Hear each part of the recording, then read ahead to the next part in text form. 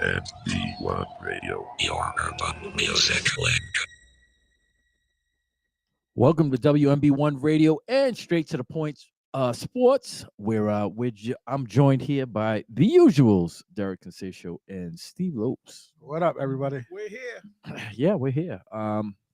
So obviously, there's a lot of sport news to talk about, and unless you were under a rock today, I think the biggest story that came out today is Bill Parcells parting ways. No. I'm Bill Belichick. Excuse me, Bill Belichick parting ways with the New England Patriots after 24 years. Um, What do you think was the big sticking point? I think the big sticking point was I don't. People are saying, speculating. Oh, he would have given up the GM. I think it's time for a change. And that's what I was just saying. I think Kraft Well, made up his mind. Kraft did say on TV that I heard on radio though that they talked about that, and Bill was willing to give it up, but he felt that it wouldn't be right to have Bill just coach and not do what he's been doing for the last 24 years. Yeah. Games. Part of that job titles passed him by. Yeah. He can still coach. Definitely. Defense. The thing is, like, it's like almost a demotion for him. Yeah. He earned it. And I think I think that he would have felt that, on the inside it would have been burning him. Yes. And him not being the usual coach that he is, with restrictions. That's basically what it came down to. And I don't think he wanted to he wanted to go that route.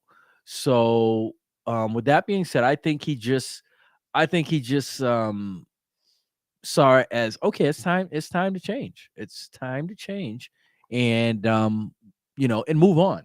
Not to mention that just think about it, right? The Pats have a boatload of money. They get a high draft pick. And let's be real about it. There's a lot of people on Facebook, social media, who are caught up in their feelings because it's Bill Belichick. And if you look at things and you look at them the way they are, how things were going, okay? Look at the last 4 years. The last 4 years, all right? In the last 4 years, his numbers have gone down to the point where they've only won 4 games. Any other coach would have probably been let go a lot sooner than that. Only because of the fact that it was Bill Belichick, and he has one of the greatest coaching resumes, that he was spared. But like I said, everything comes to a pass. All right, we want to hold on. It's the same way in life. You want to hold on, and you can't. There comes a time for everything to pass, and this is one of these moments. How I see it is, give the man his flowers, give the man his due, and let him move on to his next endeavor. Yep. There's no other ways of explaining it. I see a lot of Patriots saying, "Oh, they're making the biggest mistake of their lives," and and it's just time to move on. They're spoiled. Yes, they did the same thing with Tom Brady. But exactly. Tom Brady's the one that moved on. Yes, and they still blamed, the Patriots organization for not doing enough to keep him. A lot of them were blaming. They still, there was a power struggle. We know that. And Tom Brady looks like, looking back, he made the right decision because he saw the writing on the wall 5 years ago, 6 years ago. He was like, things ain't going to get any better, and I can't be wasting my last couple of years, trying to carry a team with no talent. The talent was dissipating. There was no skills position players. Even the last time he won, Tom was like making everybody better. They don't have Tom Brady to do that. I felt like Bill got caught up on that. I'll find somebody cheap, Yeah. Look how many times he cut his pay down to try and get good players, and the good players they were getting were defensive players, not offensive players. Yeah, they chose to. Well, I shouldn't say they. Bill chose to go in a different direction, and that direction was an offensive direction. A defensive direction, and not an offensive direction. I think he felt that as long as I have Tom Brady, he can make up for the deficiencies offensively with subpar average wide receivers. If we have one guy, because they always seem to have one good And they had Gronk. slot guy. Well, even before Gronk, you think about it, right? They always had the slot guy that was good. Wes Welker, Welker, Edelman, all them girls. Amendola. You think about all these guys. If you can get one slot guy, and then you can, get a couple of guys to have, just show up to the party, and that's what they had. As we found out, when Tom left, things became quite different. He tried to use the same tactics, and it didn't work. But that's neither here nor there. The subject is, he's done. He's done in New England, and where do we think he goes next? I think two choices are the obvious ones. Offensive set teams like the Chargers and the Falcons. Yes, because they both need to build their defenses. And the funny thing is, the Chargers already got some defensive stalwarts.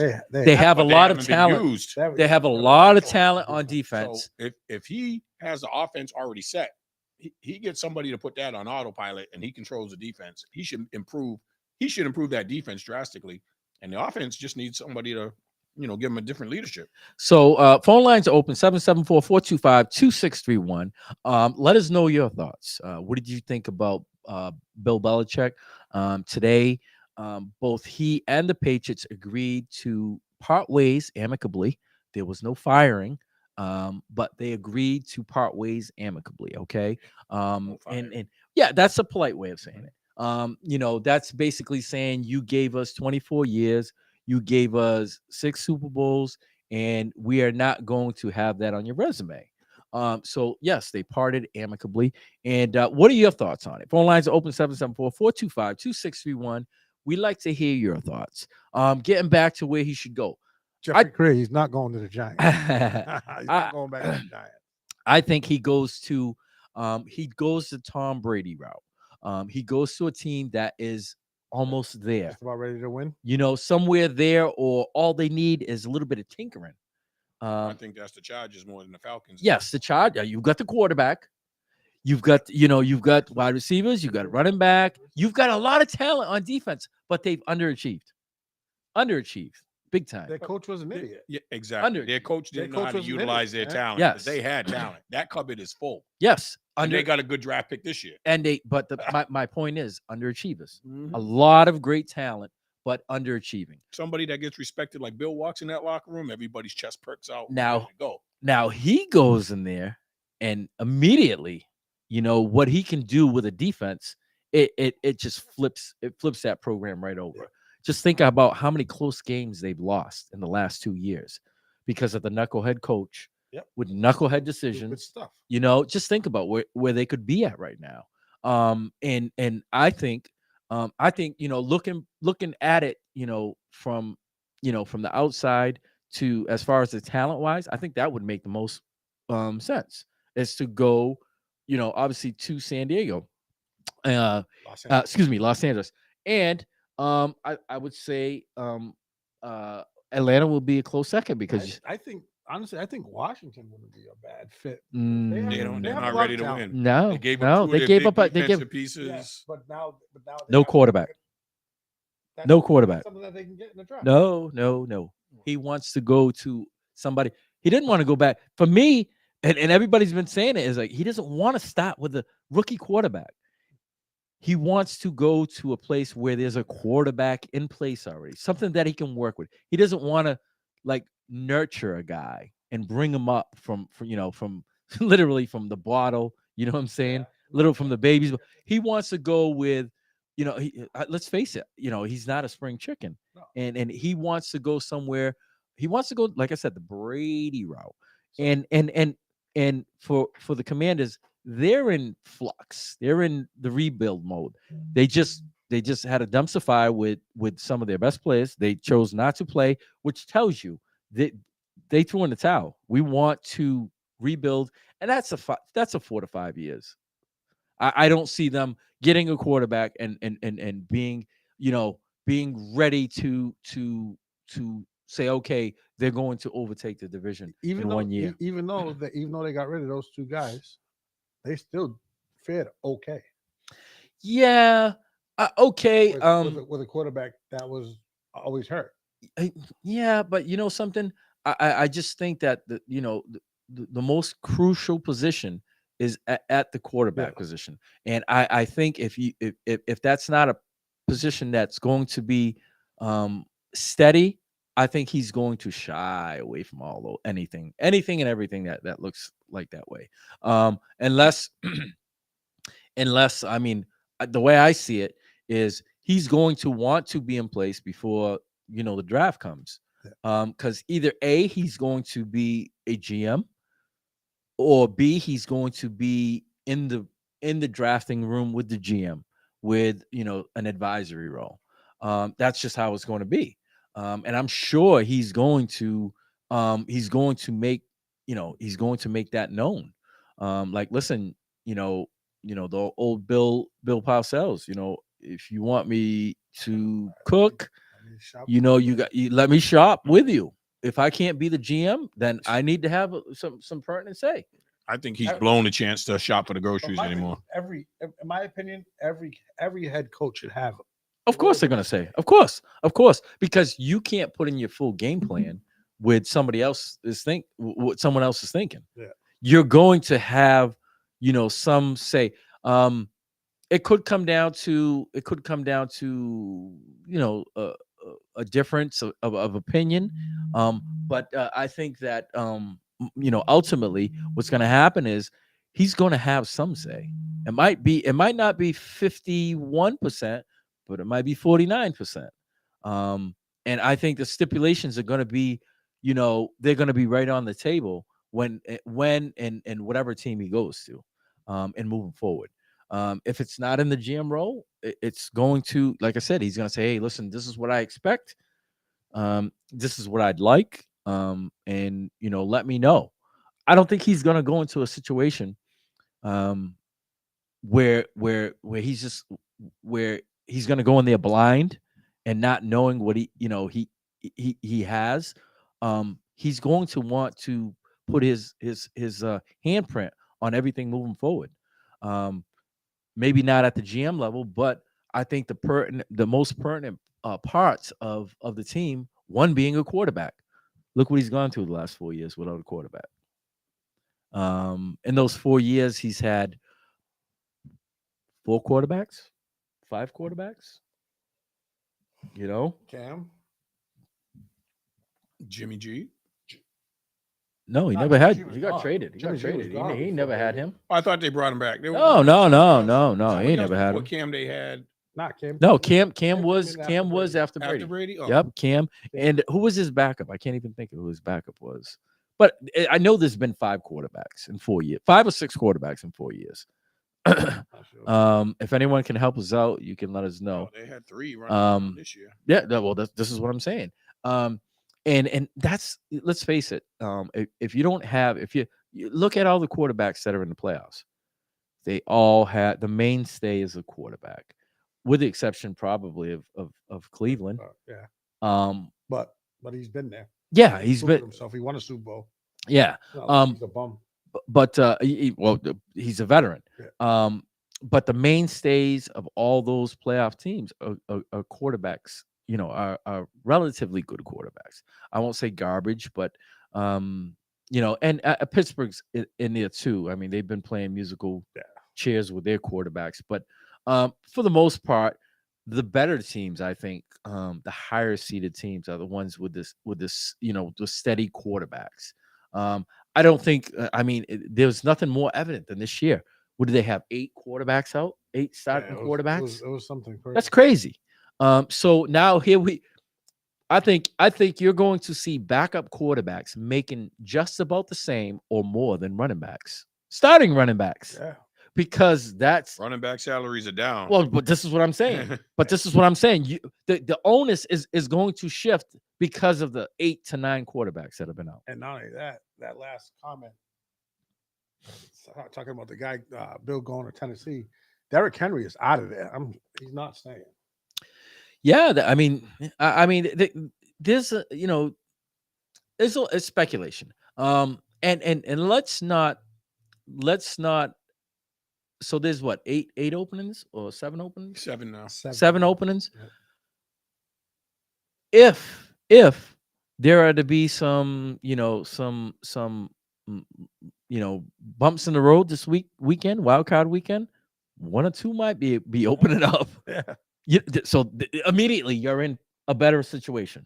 So let's you have to keep your eyes open for that too. I think that if a couple of teams should stumble and be upset, then yeah, you can. Which team do you think that could happen? Would you say? Well, we're gonna get to that. We're gonna get to that. We're gonna get to that. We're gonna get to that. Are we still in the intro right now? Yeah, we are. Yeah, but we're talking about Bill Belichick first of all. But yeah, so there may be 1 or 2 more teams that we didn't foresee them. I mean, did anyone foresee Seattle? Did anyone foresee Tennessee? No. Those are 2 of the most unlikely coaching firings that I didn't expect. The Seattle one was crazy. Because I don't know if he got fired or he just You could tell he was just trying to be diplomatic about it, but he didn't want it's to a step demotion. down. It's a demotion. If you're crying about it, that means you're torn. So let's liken him to Brad Stevens. Brad Stevens, like, okay, I'm moving on to bigger, better things, and I'm going to be the vice. That you didn't see that. No.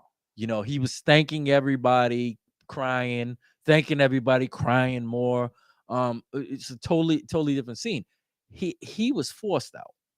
And he seems like that type of coach because when he's in it, he's into it. Yeah, I know, but he shows emotion. But the thing is, he didn't want to leave. No, I'm sure he didn't want. Heard his dialogue. Yeah, I'm 72. Everybody says my age, but I just a lot of fighting this dog. Yeah, I'm yeah. slowing down. Not he didn't. ready He to didn't. go. He didn't want to leave. And I don't know the full extent of his role. I know he's supposed to be an advisor, but He'll take a job if somebody else offers. if the situation's right, I think he'll jump. Because I believe his heart is still in it. Yes, I believe his heart is still in it. So in regards to Bill, maybe we're talking about 7, possibly 8 teams that he's going to have. I wouldn't say a choice. 6. I wouldn't say a choice. Yeah, we won't count New England. Well, other teams might dump who they got now if they think they can sign him. Yeah. So this is what I'm saying. So there's I think during I wouldn't be surprised to say that there's 1, maybe 2 more teams before the year's out. I would not be surprised.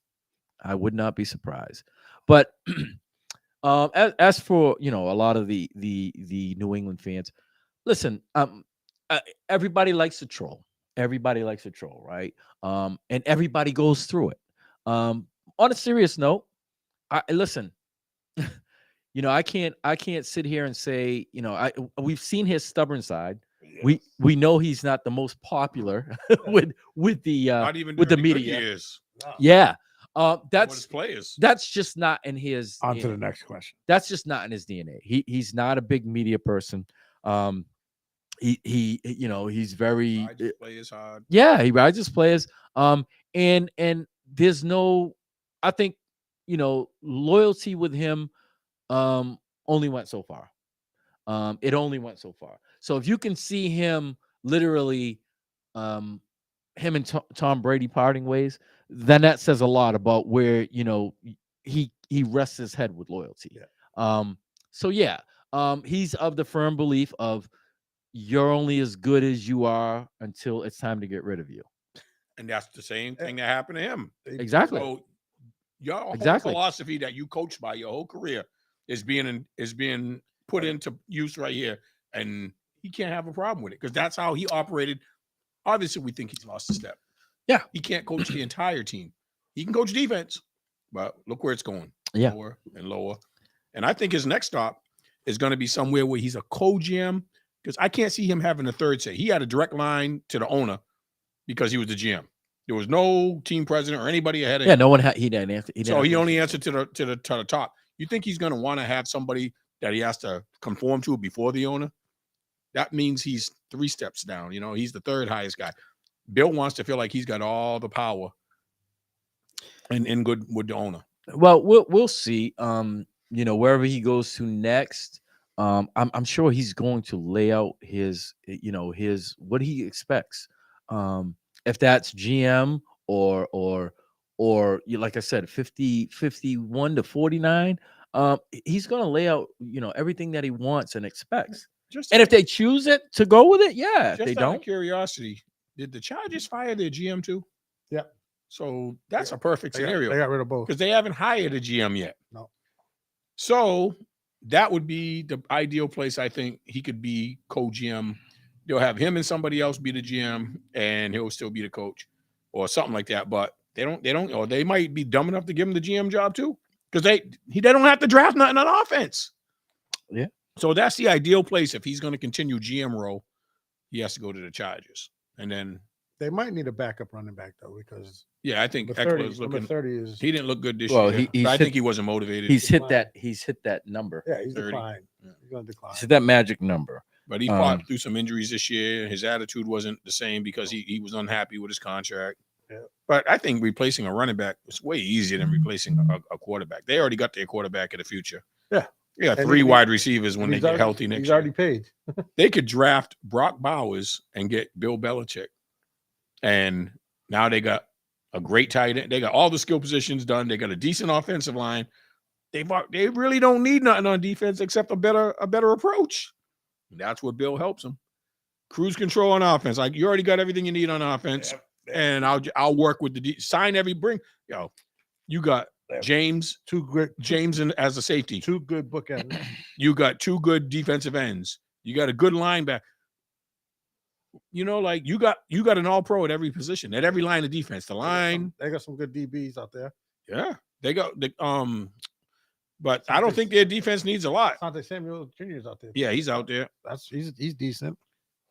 I thought they had a really good cornerback that ended up playing well this year.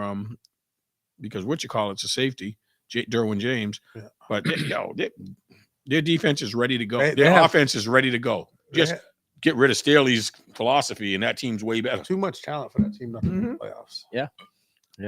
Yeah. So it comes down to stipulations. Yep. For Bill Belichick. And that's the best scenario. It comes down to stipulations. No matter where he goes, I'm sure he's going to have his list of I wants and I don't wants, and it's up to that team to say yes or no. If they say yes, then who knows? He can be right back into a GM again.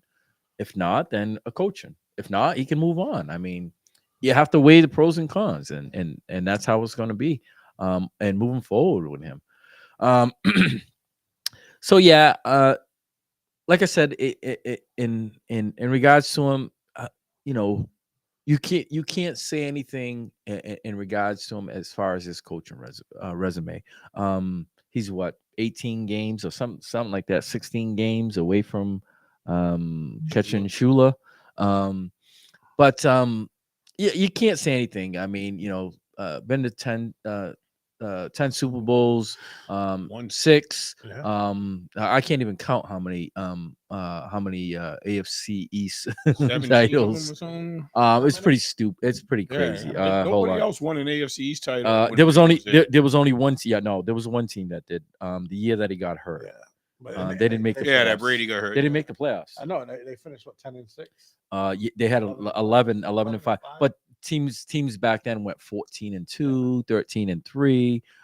So we'll give a list of his accomplishments. In 24 seasons under Belichick, the Pats won 17 AFC East Division titles, made 13 appearances in the AFC Championship game, and appeared in 9 Super Bowls with a record 6 Super Bowl wins. So let's just say that yes, as it stands right now, he is probably the best coach ever. If you want to go by those standards right there. Yeah. The only thing that he doesn't have is the all-time wins. Other than that, no one comes close. I'm talking about one coach, 6 Super Bowl titles. There are franchises that have 5 Super Bowl titles with multiple coaches. But 6, that is pretty nasty. That's like the Steelers have 6, but it was done with 3 different coaches. Yeah, and the Cowboys, same thing. Yeah. And the Cowboys, same thing. So yeah, you look at it and you're like, you look at those numbers, and those numbers are redonkulous. I mean, it's they're off the chart. So yes, I mean, he's a great coach. Hard to crack, hard to figure out because he's so stoic in everything that he does. But hey, listen, there comes a time where you have to move on, and I think this is one of those moments. I think a lot of Patriots fans find it hard. But let's face it, right? I never wanted to move on from Tom Landry. I thought it was a mistake. Jimmy Johnson came in and he turned his team around in 4 years. Yep. Okay. I didn't want to get rid of. I didn't want to see Larry Bird go. Yep. I didn't want to. I didn't. There's plenty of things. So Yeah. I didn't want to see Big Papi leave, but at some point in time, you have to turn the page. Nobody's there forever. 24 years is a long time. is That's a something to be proud shitload. of. Yes. And at some point, you just have to turn the page. And I know it's hard for New England fans, but appreciate it. You know that it's going to be time stamped, and appreciate the things and the good times that you had. There are some franchises that can't even say that they won a Super Bowl. I mean, Derek. Because you were the two franchises. I didn't think you had to go there, bro. But no, all right. Junior, we'll be right back after commercial. I'm sorry. Me and Derek got some roughing up to do. But no, there are some franchises that never even won a Super Bowl. But this is my thing. If you got 6, you should appreciate it and look forward to the next chapter in your team's legacy. Yeah. He was so good, he spoiled. Exactly. Because we saw that. We saw the blueprint when Brady left. How many people became Buccaneers fans? Wow. Because of one person. How much you want to bet? Because we know how New England fair weather fans are. Belichick say he goes to the Chargers, right? I think he goes there because he's ready to. He could get right back on top of that conference real quick, right? Everybody will all of a sudden be sporting Charger gear, just like they did Tampa Bay. I saw so many new Tampa Bay fans. Tampa Bay. Yeah, Tampa Bay. So I did hear a couple of things, a couple of rumors saying that he probably wouldn't go to the AFC in respect of the Patriots, and the owner. I don't believe in that theory. No. I would believe that he would go to wherever could suit him the best. He wants to prove the craft more than anybody else. You just got rid of me. Exactly. Yeah. Because you reason why you got rid of me because I played nice, but if I have a chance to stick it to you, like you stuck it to me, I told you I didn't want to leave. I was willing to give up the GM. You think that I can't do it no more. That's why you got rid of me. So I want to show you I can, and I want to be better than the Patriots rebuild. Yeah. I just look at it this way. When you're let go, there is no allegiance. There's no, I'm going to play nice. Nope. You're a free agent again. And that's money it. talks, bro. Yeah. And guess what? It's going to be a rebuild in New England. And when they don't get instant gratification, that's all you're going to hear. Oh, you should have kept Bill. You should have kept. It's going to take, even if Bill stayed, he wasn't turning it around in 1 year. It was going to take 3 years to get back to respectability. 4-13.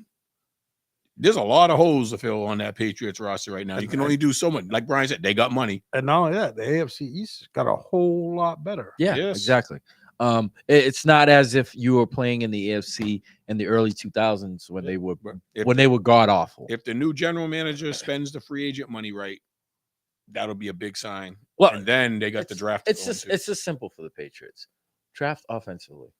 Yeah. Defensively, they were a top 10 defense without missing two of their best players. Yeah. And they'll both be back. Matthew Judon and Gonzalez. Yes. And it's just simple. Focus on offense. All right. Keep it simple, right down to the O line. Everybody talks about their skill players being. The offensive line is not like it used to be. They always had a great offensive line. And look what their running game the last 2 years has been caca. Yeah. Yeah. So, I mean, in turning the page from this conversation, I would expect the Patriots fans to just turn the page, give him his flowers, and that's it. This chapter's done. and look forward to what you have next. As far as whatever quarterback, whatever coach is coming, and go from there. That's it's as simple as that. Just as Steve said, being spoiled has gotten you to the point where you can't see anything else. It's like a lot of them have blinders on, and they're not seeing, what the future could hold, as opposed to what the past was, and not wanting to let go of it. But yeah, I get it. I get it. All right, moving on from Bill. So yeah, we kind of got caught up, and we didn't even give what we were going to talk about. But so yeah, the first thing was Bill Belichick. We already spoke about it. All right, we're going to break down the NFL Wild Card Weekend, a preview, give our picks. We'll go over each and every game, AFC, NFC. Also, we'll talk about the fired coaches and the vacancies that are open. Also, we'll talk about the newly crowned Michigan Wolverines national championships, and a big retirement there too. You think that there should be an asterisk over there? No, nope.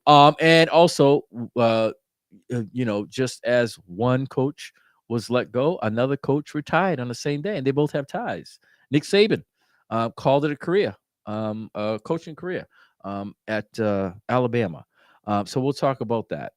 Once again, phone lines are open, 774-425-2631. If you want to talk about any of those subjects, you got something else you want to talk to, feel free to chime in. All right.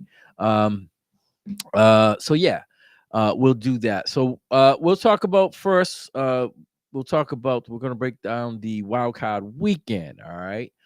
So what we're going to do is, the way I have it parlayed up, we'll go from highest to lowest seed, AFC and NFC. All right. So we'll start off in the NFC first, Green Bay versus Dallas.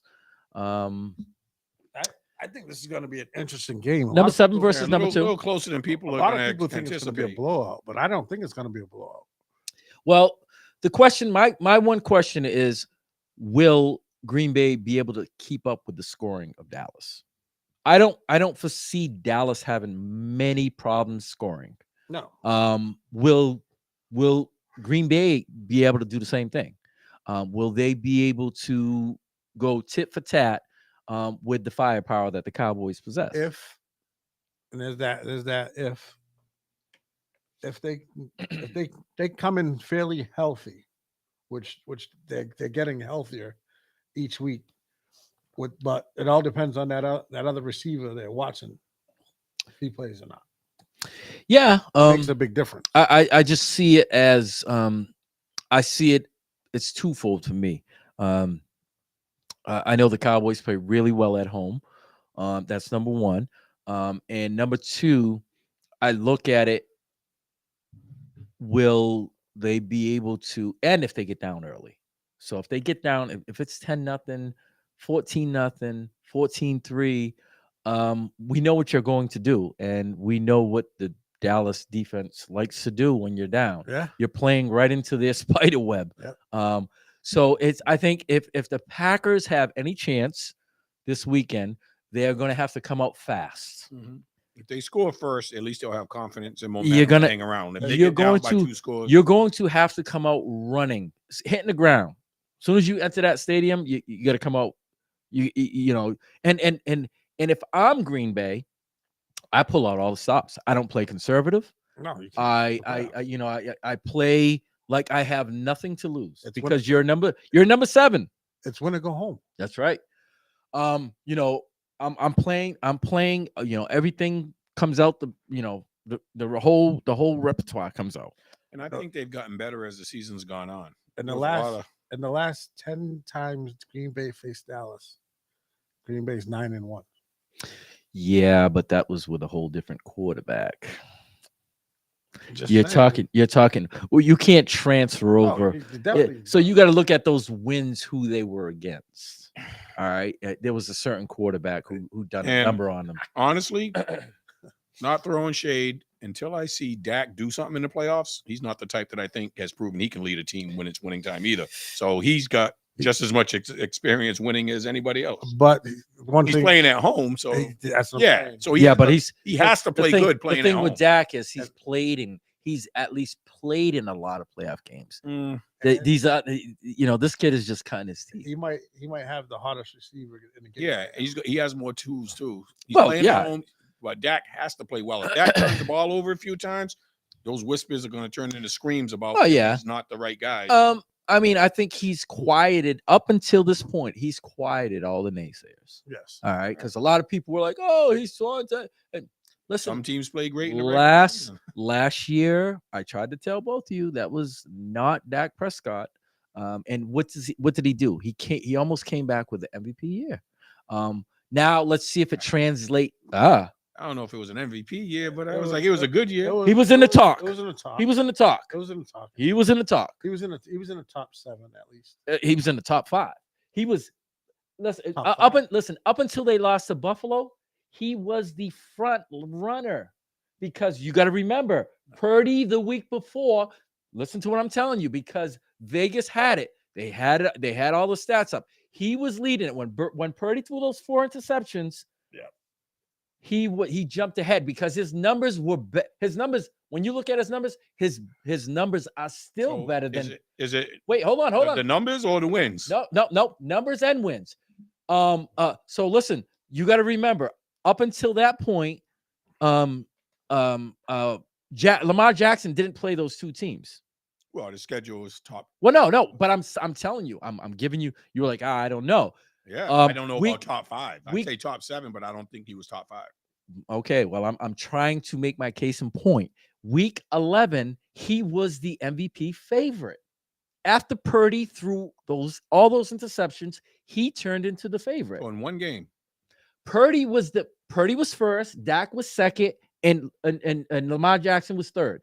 I can screenshot. that's just in quarterbacks. So that running back wasn't up Yeah. there? No, he was not there. Christian McCaffrey was up there. Tyreek No, Hill wasn't no. up there? No, at that time of point, no, they were not there. They were 1, 2, and 3. He should have been, I'm telling you. because If they you give go it by, to if you a go, quarterback every year. I try to tell you that it's a quarterback's award. But it's most valuable player. So But I'm looking at it objectively. I know what you're looking at, but I'm answering your question. What I said was he was considered in week 11 up until that point when Purdy threw all those interceptions. You're forgetting Dak.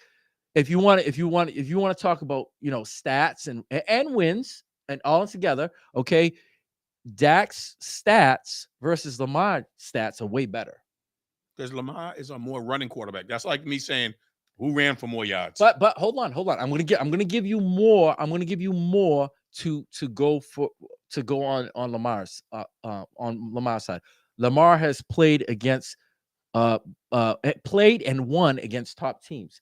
So that's obviously what sealed the deal for him. He ended up with one more victory than Dak. All right, but how he played against those teams and what he did against those teams, as opposed to how Dak played against those teams and didn't fare well, that's what solidified it for him.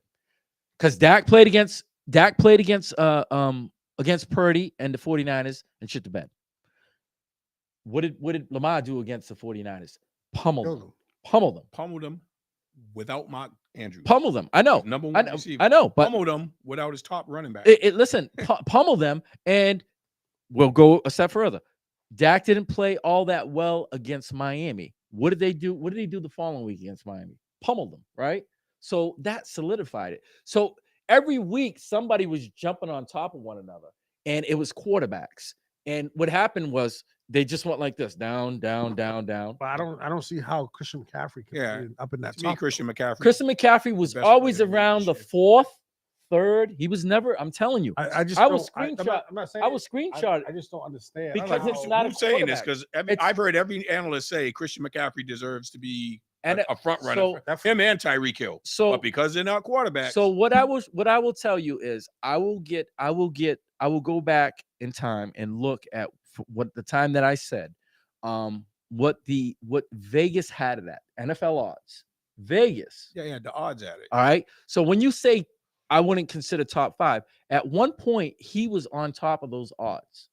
Vegas, I mean, they're on point. This is one team to lose, but Well, San that's what Fran was happened. The best team in the NFL. all That's what year happened. long. Yeah, and And then whoever has the most wins gets the most glory. no, that's not true. But McCaffrey's losing points to his own teammate because people considered Purdy up there. I always considered McCaffrey over Purdy. On our last show, I argued that point. But that the he thing deserved is, it over Purdy. so the thing was when San Fran, he was consistent all year. All right.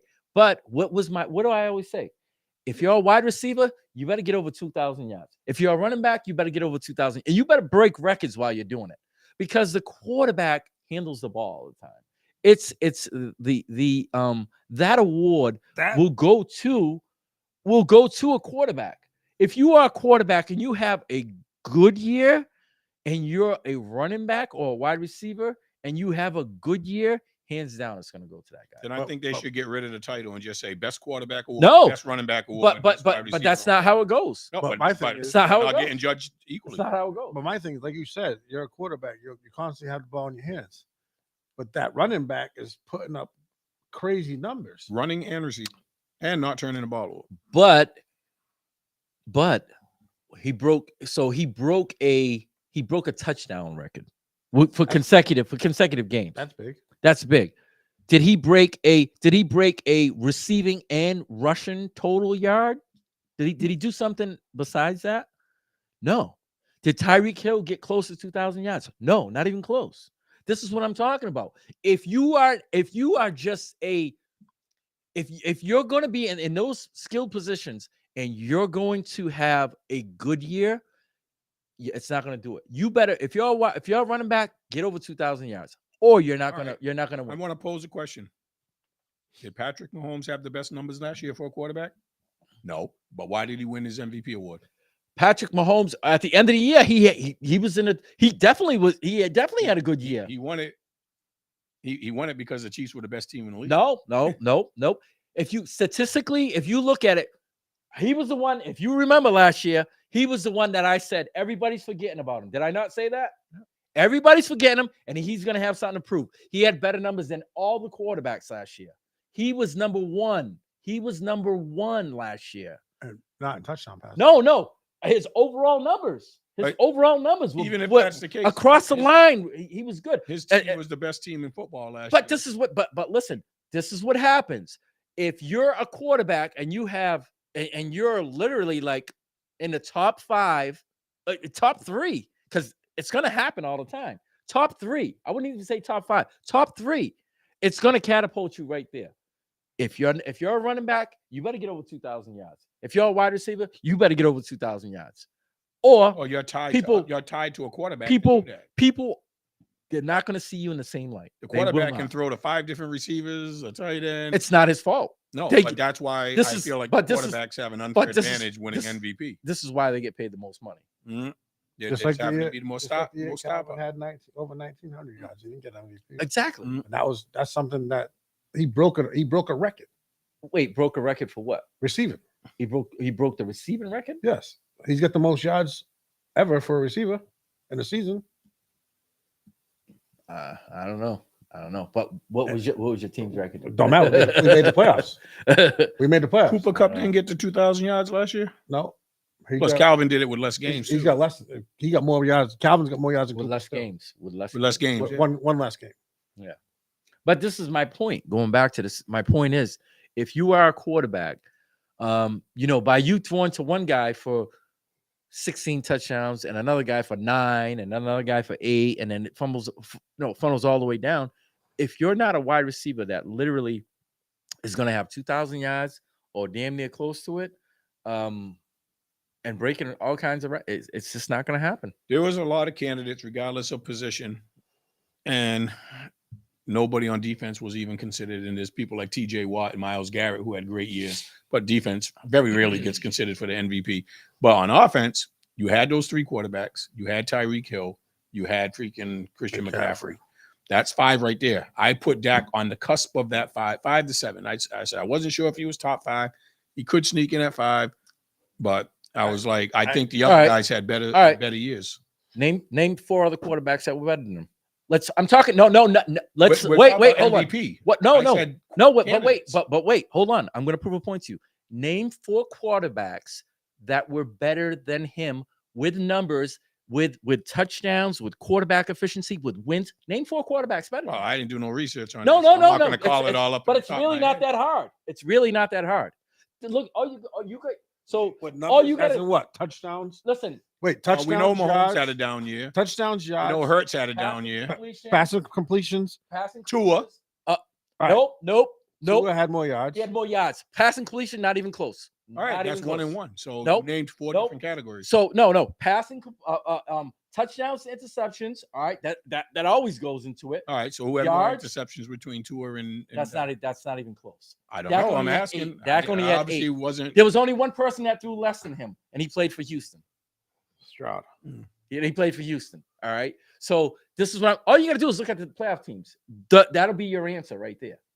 Don't look at anything else. Look at the playoff Right, teams. But, All right. but the argument wasn't just the quarterbacks; it was MVP candidates. I just think No. 2 non-quarterbacks should be in the top 5. So you said quarterbacks. I thought you said quarterbacks. No, I So said- 5 other quarterbacks. No, 4 other I said quarterbacks. you said he's in the top 5, and I said maybe top 7 because I was considering Tyreek Hill and McCaffrey, and you were only considering the quarterback, saying it was a quarterback-driven award. And I said maybe that's how people look at it. But McCaffrey and Tyreek Hill had out of this world seasons and should be considered highly for MVP.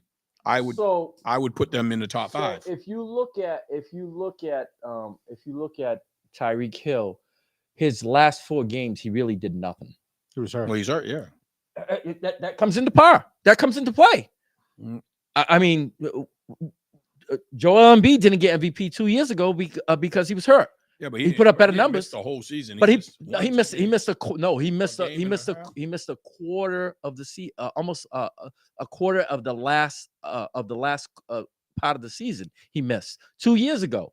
He had better numbers than Jokic, but he missed too many Embiid. games. I thought you were talking about Tyreek Hill. No, I say Embiid. He didn't finish the next to Embiid. last game, and he didn't play the last game. Yeah, he the last 4 games he didn't do anything. Dak had 36 touchdowns, 9 interceptions. Yep, that's a 4-to-1 ratio. He led in completion percentage. He led in completion percentage only by 0.2. But did he No, he didn't lead in completion percentage. Brock Purdy did. Okay, all right. So keep going on. Patrick Mahomes was higher. What else do we want to know? Just go up and down. So let's put it this way. So what quarterbacks made the all pro team? I didn't even see it. That's something different. No, it's not. Because it goes with your stats. It goes with your stats and your wins. It goes with your stats and your wins. I don't know who made it. All right, I'll tell you right now. I posted it in Straight to the Point Sports. Yeah, and then you couldn't click on it to see the. I saw all pro team, and when I clicked on it, you couldn't look at who they put. Just the picture. Yeah, I was just clicking on it, and I was like, they're not listing who the all pro. Did you have? When I clicked it, I went to defense. I had defense and offense. I didn't see that. Yeah, I didn't see nothing. But I didn't know you had to slide it. I thought you just had to click on it. No, hold on. Right here. So defense and offense, all pro first team. There you go, right there. There you go. This is the all pro first team. So it's Lamar Jackson, Christian McCaffrey. It goes up and it goes down. All right. Second team was Dak Prescott. Okay. So I'll make it easy for you. All right. And his defense right here. I did offense and defense. And what it does, all you got to do, I know on mine, all you have to do is slide it across.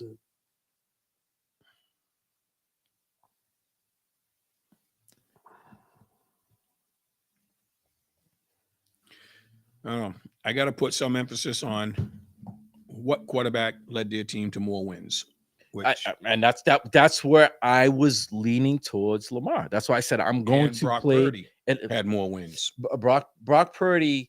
The thing with him was his stats were not as gaudy. All right, Well, good enough to get his team to the best wins. I know that, but you look at it. But you got to look at those numbers in between too. And the thing from him was when he had god awful games. It was 4 interceptions one game, 5 interceptions, or 4 and 3 interceptions. Dak didn't really have games like that this year. Arizona. Even when he played, no, he threw 1 interception. The thing with them, they couldn't stop it. Even when they played against Philadelphia, Dak threw for almost 400 yards, and they lost. When they played against Miami, he had a subpar game. He had one pick and he had a little over 300 yards. It was, it was more of a combination of not being able to run. He really this whole. I don't want to. I'm going to talk about it, and I'm going to end up jinxing myself. I don't want to talk about it that way. We got Let's hear it. because we said we don't trust Dak in the first round. We've gotten away from the NFL wildcard matchup. Listen, yes. So we'll get on back. Dak for like 10 minutes because we want to win an argument. We'll get back to it. I don't want to jinx myself either. So all right. So Green Bay and Dallas, we've talked about it already. Closer than expected. So I expect Dallas to win at home. Who we picking? I'm picking Dallas. I'm picking Dallas by 7-10. I have no doubt in my mind. I think that they're going to win. Even if it's a struggle, I think when it's all said and done, I think they'll win by double digits. 7-10. I just think Green Bay will keep it closer than people. I think they'll make them sweat it out. I think they'll win by double digits. Can I have both teams lose? Not like last week.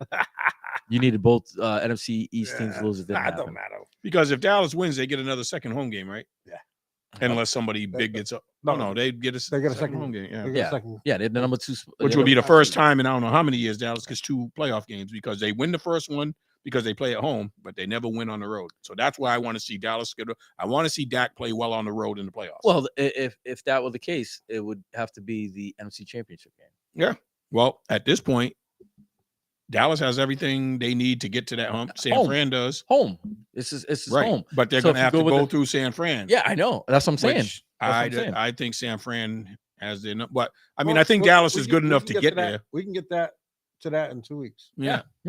And I don't, something, I don't place too much on what happened in the regular season because Dallas isn't that team that they were when they played San Francisco. I'll tell you that right now. They were not that team. CeeDee Lamb wasn't balling out like he was. San Fran now. Wasn't fully healthy, but still won.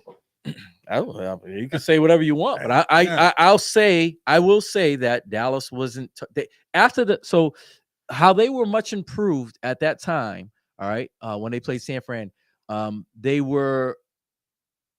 only lost literally 2 games after that. So I mean, Dallas has to win. That goes to show you. Dallas has to win Sunday, and then they have to win the next week. And they have to win the following. No, I just answered his question. Yeah. He said he wants to see what I said that would happen if they made it to the NFC Championship game. All right. So what are you saying?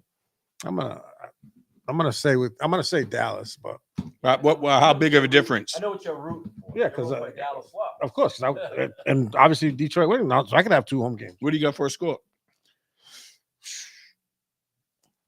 I think it's gonna be a high scoring game. So, no, total score. Just no. How much do you think Dallas would win by? You pick Dallas. I say 4. 4 points. Yep. All right. I'm saying my score is going to be 35-17. That's what I'm going with. 35. What the score is going to be, but I think it'll be within 7 to 10 points. All right. Pittsburgh and Buffalo. Buffalo's at home. Number 2 seed. Pittsburgh is coming in banged up. Quarterback, but a quarterback that played well the last 2 games. He's not turning the ball over. Back to right. But we forgetting on defense they're banged up. Yeah. No TJ Watt. Your leader. Mika Fitzpatrick's coming back. But the weather's going to contribute because that's probably going to be more of a defensive game than an offensive game, and the weather's supposed to be hard. Yeah, they're talking about snow coming back this way. Yeah. Well, I just got the Eversource alert about Friday, but it's going to be even worse in Buffalo and Kansas City. Yeah. So who do you like, Pittsburgh or Buffalo? I like Buffalo. I like Buffalo at home. I think it's going to be a grind amount game. But I see Buffalo being able to. They're gonna have to run the ball. Yeah, well, the weather won't be an advantage for either. Yeah, because they're both used to playing in that. I see Buffalo as having more, being able to make more. And without TJ Watt, I can't see him applying enough pressure to hold down Buffalo at home. Yeah. If TJ Watt was there, TJ can force a fumble. He can apply pressure all day long. Yeah. Without TJ Watt, if TJ Watt was playing, I think with the conditions and everything, I would have said, damn, that's going to be a tough game because Pittsburgh can keep it close with their defense, but you can't take away a TJ Watt and expect them to play the same on the road. And all pro. Yeah. All everything. Best yeah. we've seen right now. Okay. Moving over to the 6 and 3 seeds. Los Angeles versus Detroit. Revenge game. And this is a little Both. crazy. And for both quarterbacks. Yeah. That's why it's interesting. They swapped. They swapped. I So think you they got both have swappers something here. to prove, but hopefully they don't try to overdo it to try to, So as we know, But- this is the first playoff game Detroit. at Detroit, 30 years. which is big. Derek, were you Um, mad then? Ah, Oh, all right. This is a big playoff game for you guys. Yeah. And to be quite honest, this is a sneaky game because of that Rams fact. have been playing good. Yeah. The only thing I foresee the Rams is it not being able to do is being able to stop Yeah, Detroit their defense doesn't consecutively. look good. No. Their offense looks good. No. because Um, rookie wide receiver, I think- rookie running back. I they're looking think- good. I think it's going to come down to LA being able to stop Detroit. And I think it's going to be a high scoring game, but Detroit has too much offense for that LA Rams defense. Yeah. I could see that game being because it's controlled weather. I could see that being a 42-28 game. Oh, Fast definitely- track. It's definitely going Fast to be a track. high. Yeah, Fast track. Yeah. but I just see they can't keep up with Detroit. Well, my thing is because the last two games we gave up over 200 yards to one receiver in the last two games. Yeah, and you're not going to be going Okay. against one receiver. You're I going to know, be going that's what I'm against saying. two wide receivers. The only thing is what we know about Stafford is you put pressure on him, Yeah, he might throw it to the wrong team. Yeah. he's prone to do that Oh yeah. in big games. Yes. In Detroit, So I'm banking on Detroit being able to make more plays because of the lack of defense You're that off that Los Angeles will be able to apply going to ball. against. And Detroit. what you mentioned, Stafford prone to he might have a big turnover on his side of the Yeah. field, and that might lead to unexpected. see points. that's the thing with him, bro. You don't know what you're gonna get. But he's been playing well. I give him you can credit. get a guy that will throw for 500 yards and he You know, get a Cooper guy Cup that'll and throw Pika Six- Nikau on the 6 other picks. side, whatever his name is. Yeah, say that. Puka Nuka. Say that 5 fast times. 5 fast times. Oh, Um. well, Derek, I got a question. What type of welcome are the Detroit fans going to give Stafford? Boo. Yo, they Boo. already got a thing. I don't know if it's just I a know they social. show him some love. I don't know if it's just a social media or Ain't showing up. or It's but not I like he know- left on his own. I know there's a bunch of bars in Detroit that already said you show up with a Matthew Stafford jersey on, you will not get in. And they were talking about if people showing up in Matthew Stafford jersey, a Detroit Matthew Stafford jersey going to the game, they were going to make you take it off or not let you in. They can't do that. That's what Buy a I said. ticket. That's A why. bar can do They that, can't. but Yeah, they do can't. that. You can't do that. But it's just crazy. So basically, yes, they're not trying to give him a warm welcome. All right. Who's Nick Heiberg? Enlighten us. Remember that name, Boy, Joel. yes. Joel, tell us. Joel, it's got to be a Steeler guy. Yeah. He's got to be a Steeler guy because Is he the backup for TJ Watt? might Has to be. be. because Is he He ain't the quarterback. Is he the Joe's backup? definitely a Steeler guy. Oh yeah. So yeah. In regards to Pittsburgh wins. I don't know about that, Joe. yeah. Well, you make you go a lot of times with emotional decisions because it's your team. I get it. What's that next one? Yeah. We all do it. We're all guilty for it at one point or another. So yeah. Miami and Kansas City. That's it. Yeah. It's going to be The horrible. weather is going to play And a the big injuries. factor.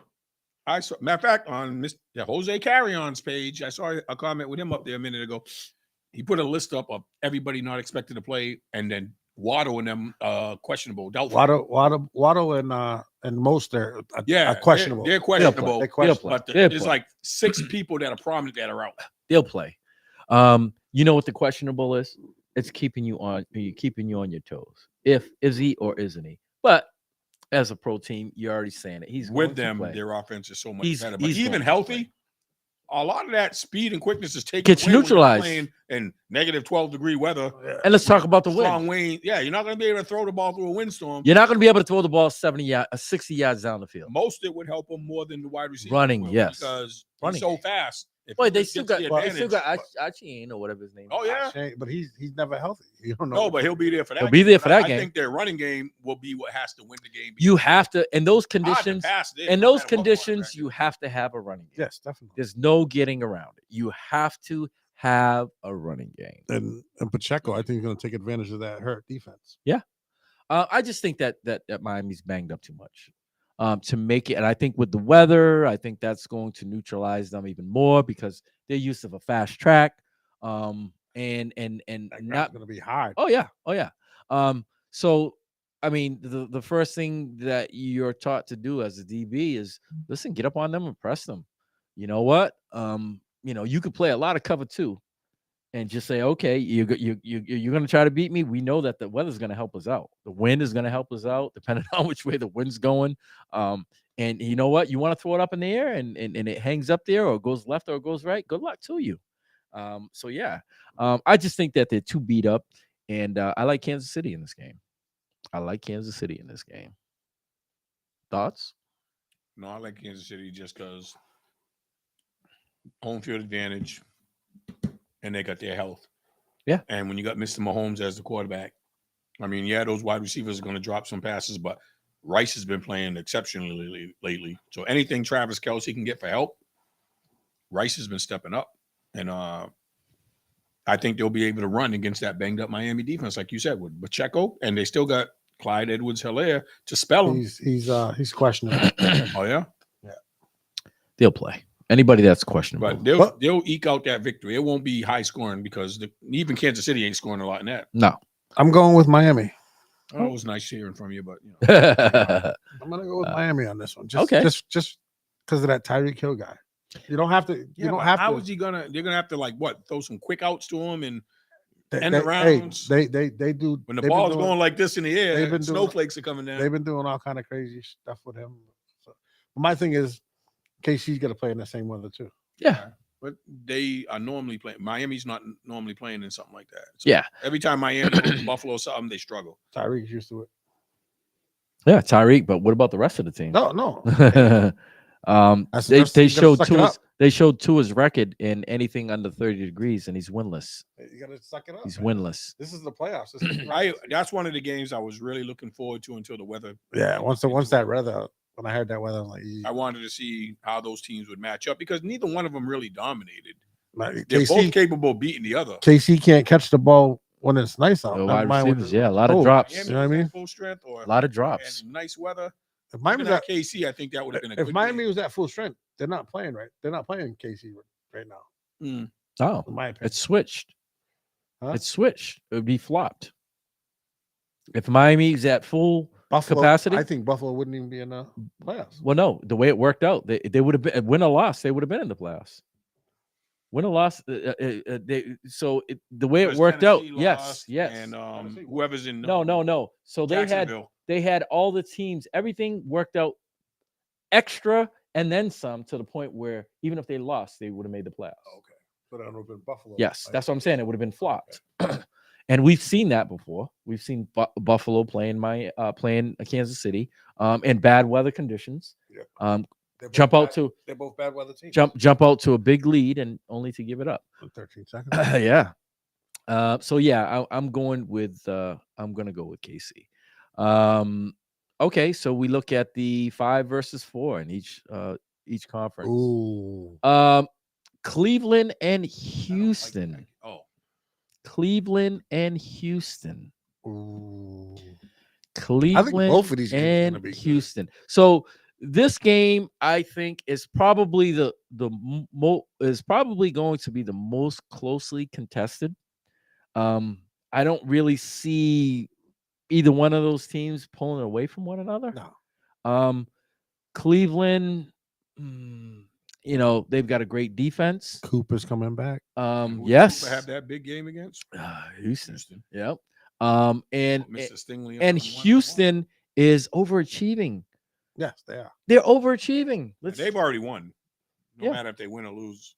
It's Yeah. just gravy from They're overachievers. They're overachievers. and it's crazy. They're playing at home, right? Yes, they Yeah, yeah, That's a yeah. little bit. It's in Houston, I think the game will be good But- early, but Cleveland's but- defense is going to keep it but close. it's indoors, so Yeah, it's controlled environment. So yeah, but I see this game as a toss up. I mean, I see it. Cleveland's defense is too good. I think. Yeah, I think that's the only thing that separates it. I think that their defense may be able to give them good enough field position to eke a win out or make a play. Whether it's a fumble, interception, sack, fumble for a touchdown. They've been doing it all year. Yep. They've been doing it all year. But I just think Houston is just all year. Their number one wide receiver goes down, and then their number two shows up, and then Dalton Schultz has just been balling out. It's crazy. It's crazy. Tank Dell goes out. Yeah. So I think it's a toss up, but if having the four, I'm going to say Cleveland, just because of the defense. Defense wins games, and I'm going to go with that mantra. Cleveland's been winning games like 13-10, and that's because of their defense. Like, Yeah. they're going to put a lot of looks and pressure because their defense is healthy as hell. Yeah. I know their quarterback situation's a little, but it's stable. It's going to be a dirty game. And not Ford's been running nice at running back. I was just about to say, Uh-huh. not that key factor in that. Yeah. Is Cleveland with his Ford. He won me one of my fantasy leagues. Ford's nobody expected Ford to do what he's doing. Remember, phone lines are open 774-425-2631. Call in So and let us know what you how think. close? I listen. I would say Cleveland by nothing. 10. I would say nothing. I'm going 7 or under. That's what I was going to say. I'm going to touchdown or under. Mhm. Cleveland by 10. I don't think on the road. I think Cleveland will come out strong, stay close, maybe even have the lead at halftime, but just not have enough to finish it off. Yeah. So you think Cleveland loses? No, I think No. Cleveland wins. He said You just- Cleveland wins. I thought you said Cleveland. I said Houston Come on. keeps Oh. it close, but they'll come up. But Oh, Houston all will come up short at the end. I'll be rooting for Houston. Joel, who is Nick Herberg? Who is Nick Herbig? He's gonna be. Is he Watt's replacement? I don't know who he is. Enlightening us. Or is Enlighten he the soft? Or is he the pitcher on your softball team? us. Come on, Joe. All right, so moving on to the next one. Number 5, Philly versus number 4, Tampa Bay. This could be this game right here could mean that another coaching job could open up. Philly is falling apart. Philly has fell a long time ago. It's like it all depends on how that quarterback comes. Yeah. For the Tampa Bay Bucks, because they have the weapons. Well, he comes out And firing. He comes out firing. Hurts hasn't been setting. He the broke world his on finger. fire. Yeah. Broke his finger. But my thing is, them receivers for Bucks, they've been there. They know what it takes. Mayfield has to not. That's have what I'm it turn. saying. It all depends on that. Tampa Bay's defense ain't what it used to be. No. But Philly's offense ain't what it used to No, be but either. No. even with a broken finger, Philly could run them to death, and Tampa's not going to be able to stop. Philly hasn't been running though. No, but if they they still got a healthy offensive line. It's not. and they got It's a not- two-headed Not what it. monster. It's not what it used to. Not be. even close from what it used to be. But would you Last year rather they had have the them number running one. and then also have the option of Hurts running and Well, then maybe using Goddard? Hurts Well, don't run the ball. No He more. don't run the ball no more. Yeah, That's the but big thing. All So he has to do is be selective. So you want to know the funny part, right? Leading up to the Dallas game, all right, they were like, just run the ball, just run the ball, just run the ball. And what does Hurts do? He throws the ball almost 40 times. Listen, that will be their downfall if they choose to throw the ball 40 times, because when you do that, they're going to a lot of 3 and outs with no time wasted. And all the other teams are doing against them is just driving down the field, Yeah, they and they're can't- playing from behind. They can't stop nothing. You see, Arizona just manhandled them. You see the Giants? Yeah. The Giants were just dismantling them like they weren't even in the same class. I mean, you're talking about 2 of the lower level teams who just made them look really bad, really bad, and that is not good. And this is what I was talking about. If they get embarrassed in this playoff game, you could see a possible job opening here. I'd have trouble handling that because He lost. They lost both their. They don't care about coordinators. that. I know, no, but it ain't him. The offense coordinator. Look what happened in Buffalo when they changed offensive coordinators. So it made a big difference with Buffalo season. So do remember that they started off 10-1, right? Right, but then people saw him a second time, or they 10 well, no, because if you remember, they were barely winning. They weren't blowing teams out. They had a lot of close games. A lot of close. The Giants should have beat them in the first game. Yes. Cowboys should have beat them in the first game. Washington took them to overtime. And not for that, their number one receiver is disgruntled. Well, I was going to bring that up. Well, this is the thing right here. This is the thing right here. So T.O., the new they T.O. showed Rex Ryan showed on when they had him on First Take. He said, if I were to play against that team, I would have a field day because of the fact that if you watch Philly, they don't do any motioning. They keep their guys, they run 2x2s. Mm-hmm. No motion. They don't move their guys around. They don't do anything. So it's bland. So basically, if you're not motioning, you're not making a defense move. You're not making everything is just the same. And the routes that they're running are too long. There needs to be some more creativity in their offense. And as I said, they started off 10-1. That 10-1 literally should have probably been maybe 6-4. And then the second time around, teams they were just pummeling them. Some adjustments, and they didn't have luck fall their way. But they don't run the ball anymore. Right, but I think who's calling the offense? The offensive coordinator. Yeah. And when you lose your offense coordinator got a head coaching job. Your defensive coordinator got a head job. You got to remember, those teams had to adjust, and both those teams aren't performing like they did last year with the same personnel. No, but Hurts ain't the same quarterback. Because I think you're putting them in a little bit different. But position. no, last year it was a lot of RPOs. He don't run. This year he's hurt. He don't do nothing. Yeah. So without the RPOs, that makes a big difference. Yeah. So you don't have to worry about a quarterback running. Yes. That's huge. Just imagine if we told you Lamar Jackson's not going to run. That offense becomes stagnant. He's just running a lot less, but yeah, I understand. You ever see? He's been hurt. Of him being able to run on a regular basis. Yeah, he's been hurt. He's been hurt. That big brace is telling you something. And the funny part about it is, if they lose this week, you're going to hear that he's having surgery on Sunday. Oh, and they're going to say he's been playing injured, and he broke his and finger, he did something. And he's, this is the reason why. But Philadelphia, they're not, their fans and their culture is not, they're not built for, to do to the way they started to the way they ended. You got to remember they lost the Super Bowl last year. Expectations were a Super Bowl or bust. And they didn't even win their own division. They're not getting back to it either. No, I don't see it. And is Devontae Smith cleared to play, or is he still questionable? I know he was banged up. Yeah, he got banged up at the end of the game. Yeah, I thought I saw questionable to doubtful, but I'm not sure. I mean, I think it makes a world of difference when you're not able to run. That's just another element taken away from the game that you don't have to worry about as a defense. There's nothing worse than running around in the secondary for 9 seconds because the quarterback is running. Not only do you have to watch the quarterback, but you got to watch your guy too. And that becomes distracting.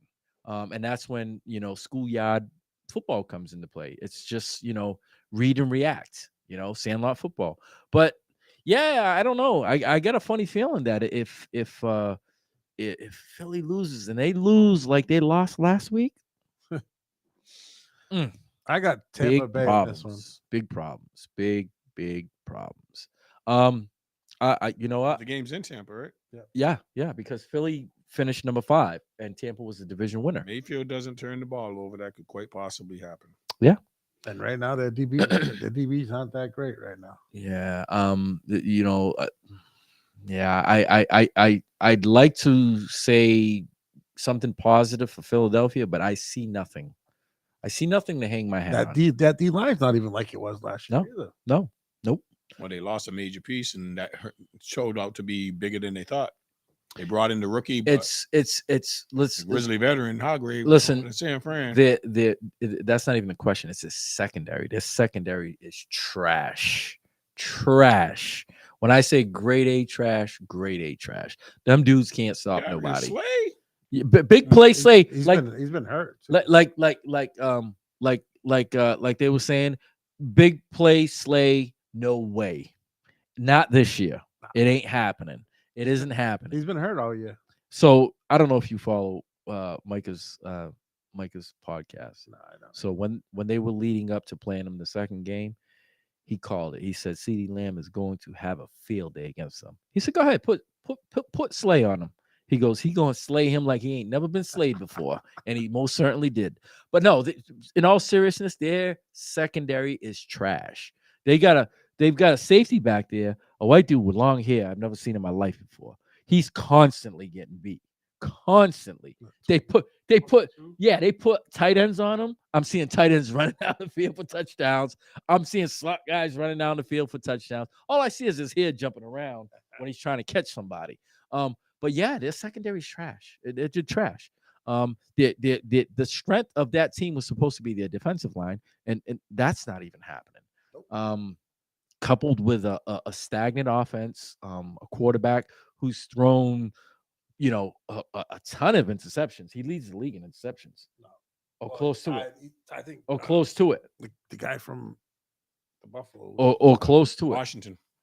Yes. Yeah. Washington. He might have been close, a real close second. And that's funny because Sam started off good. Yeah, and then he nosedive. Yeah. What we always say, once people get tape on you, take away your tendencies, make you adjust. He's not reading the field as good as he did at first. But I know Sam Donald had the most. He was up there. I want to say he was like maybe 15 or 16. Hurts had 15. Yep. 15. Howell had 21. Wow. Allen has 18. Who? Josh Allen had 18. Yep. I think he had Patrick Mahomes had 14. Yeah, a lot of his were tip balls, drop balls, tip balls. But this game's going to be very interesting and could go either way. But I'm going to say, you know how we said Philly was getting lucky the first half of the season on their way to 10-1? No luck. I think that they'll find a way to win, but it'll be their only win in the playoffs. They'll have that rough crew from the Dallas. Detroit. I don't even think that they're going to win. I think they lose by double digits. I don't think they're going to win. I really don't. They gave up 24 points in the first half to fucking Giants. And they didn't score any points. Yes, 24-0. That was the worst part about against it. the Giants. And they played at home. That's crazy. Yeah. Like I said, I don't see anything positive to hang my hat on. For a game that they had a chance to take the 2 seed. Yeah, win the division, yeah. Well, no, at that point the cards were in Dallas's hand. No, I know, but if Dallas loses, It was the week before. But if Dallas loses, yeah, because you guys were tied. Yeah. But the week before was the week when they lost to Arizona. Yeah, when they gave up a 93-yard drive. 93 and a lot of it was quarterback who drive. played 4 games. A lot of it was running. Yeah. So under 2 minutes. So that tells you everything that you need to know about Philly. So you guys are going with Tampa Bay. I'm going with Tampa. Yes. I'm going to say somehow, some way, Philly finds a way to win ugly. Maybe Mayfield throws some interceptions or they turn the ball over, special teams, whatever. But I think Philly will find a way to win. I haven't heard too many Philly fans talking shit lately either. Oh, how could you? How could you? There's no wiggle room too. I mean, it's just not that way. All right, so that caps our games. Yes, it caps all our games. And what we're gonna do? What's the matter? So did you went with all the favorites? No. Which favorite didn't you go with? I Who's went the favorite with in that Tampa Bay Philly game. Tampa Bay got to be the favorite. They're the fourth seed. I think. Yeah, but I don't know if they're favorite. Hold on, I'll tell you in a second. Well, I didn't mean to say favorite. I meant to say higher seeds. I'll tell you in a second. You took Green Bay, right? Who took Green Bay? No, we all took Dallas. I'm messing around. I didn't take Green Bay. When did they play? Saturday? Philly -3. Yeah, -3. 43.5. What do they play? Monday night? Yep. Yeah, Monday. Okay. All right. Lions -3, Cowboys -7, the Bills -10. Yeah. And the Chiefs minus 4.5. -10 for the Bills. Yeah. Because Yep. they're part of the quarterback and no JJ Watt. But they had Pittsburgh's going to struggle to score.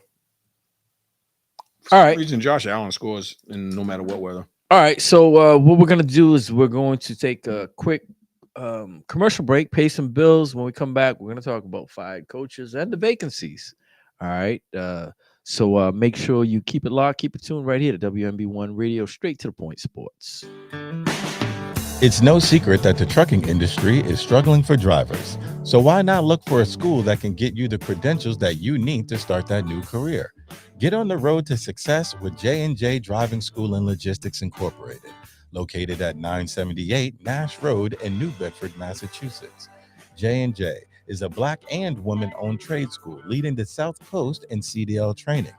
J&J offers the most comprehensive training programs for CDLs A, B, and school bus training. Don't let opportunities drive right by you. Go and see our friends at J&J and get your CDL career started right away. And be sure to tell them that WNB1 Radio sent you. Have you made that New Year's resolution to get into shape and you still haven't followed through with it? Then you need to join KO Gym. The champ is here! The champ is here! The champ is here! KO Gym is located at 50 Conduit Street in the north end of New Bedford, within the historic mills in a 5,000 square foot space, within plenty of room to train for social distancing, and the facility has unlimited parking outside. KO Gym offers exclusive training in Muay Thai, kickboxing, boxing, grappling, jiu-jitsu, as well as strength and conditioning programs. So if you're looking to train to get into shape to train for self-defense, or if you're looking to train to compete professionally, KO Gym has experienced professional staff to help you obtain your goal. They also offer one-on-one personal training as well as group classes to satisfy everyone's needs. So go ahead and let KO Gym help you make that change for a healthy body and a healthy mind. And also tell them that WMB1 Radio made the referral for you.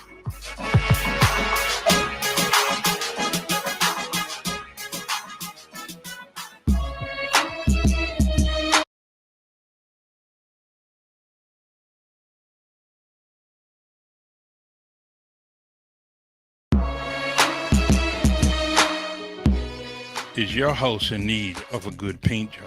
We have the perfect solution for you. Yes, we can house paint. Yes, we can painting paints everything from interior to exterior projects. From dining room, living room, pantries to cellars, or if you're in need of a total makeover where the outside of your home needs a new paint job, then Yes We Can House Painting is the perfect painting service for you. With 15 years of experience, Yes We Can House Painting will give you a professional makeover that will have your neighbors glowing with envy. Call Yes We Can at 774-510-4840 or email them at yeswecanpainting@gmail.com, and also tell them that your friends here at WMB1 Radio sent you.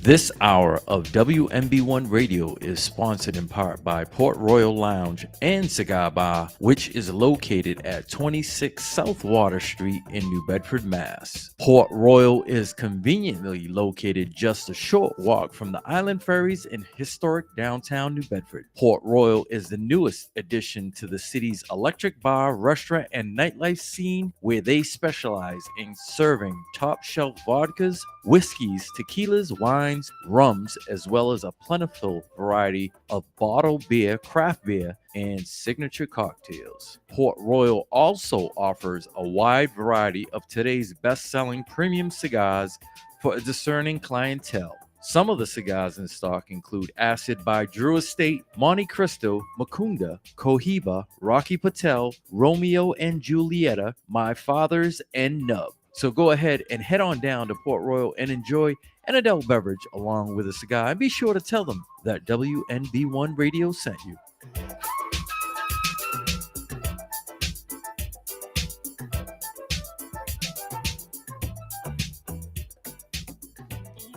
Reliable Bus Lines Incorporated has been a leader in the school bus industry for over 40 years.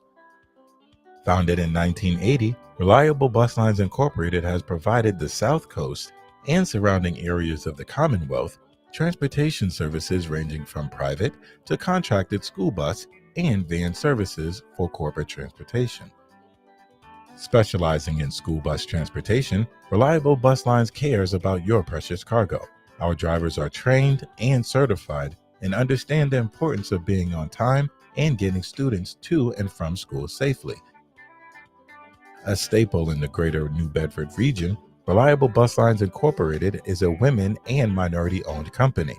Our staff prides itself on being diverse, professional, and helpful. Call now to book your next outing, 508-992-0342. So come and take a ride with Reliable Bus, the bus you can trust. And don't forget to tell them that WNB1 Radio sent you. If you're facing criminal charges or were involved in an accident resulting in a personal injury, call John B. Seed today. As a former prosecutor turned defense attorney, John Seed has the experience to represent you in your case. With years of training and courtroom experience in the areas of criminal law and DUI law, John Seed can help you. Call today. Responsive results. Attorney John B. Seed. Schedule a no-obligation consultation today. Online at johnseedlaw.com.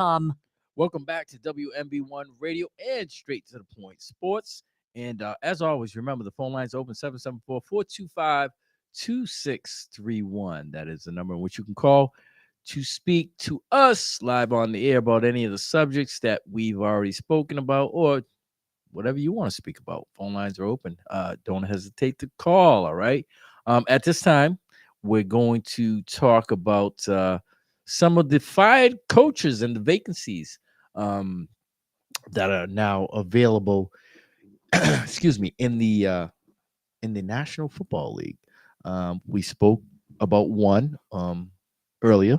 Yep. New England Patriots. New England Patriots. And that would, I would think that would make him probably one of the most sought after coaches just because of his resume. And it doesn't mean that just because you've had great success with one team, it doesn't mean that it's going to transfer over.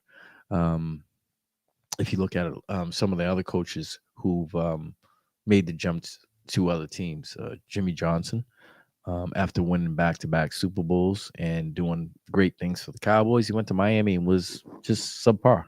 Wasn't his groceries. Yeah, no. So it doesn't mean that it's going to transfer, but due to his resume, like I said, he'll be one of the most sought after coaches. Some other coaches fired and vacancies, which one of which was a surprise was Mike Vrabel. Mike Vrabel. Him and Tennessee, Seattle was surprises to me. And Pete Carroll in Seattle. I think Tennessee was a bigger surprise. Yeah, I would have never seen that coming in a million years. Especially since it wasn't his choice to make the moves they made with, they had Tannehill there. They brought in the rookie who they had instability at quarterback. Their number one, Treylon Burks, never turned out to be a number one. They had to go get Hopkins. Henry's getting older. That's not his fault. He's not buying none of the groceries there, but his resume over the years has been good. Yeah. Pete Carroll, after 14 seasons, two Super Bowl appearances, one Super Bowl. Should have had two Super Bowls. Yeah. That's why he was just hand the damn ball. Yeah. They just thought about it now. So hey, we're getting rid of you because of that Super Bowl. Just hand it. Yeah, they got pissed off when they started reading Bill Belichick's Super Bowl resume.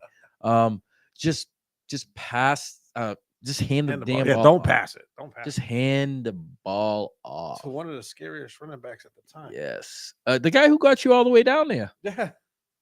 And then you decide. And the crazy part, there was time left, and you still had a timeout. Yeah. If you don't get in.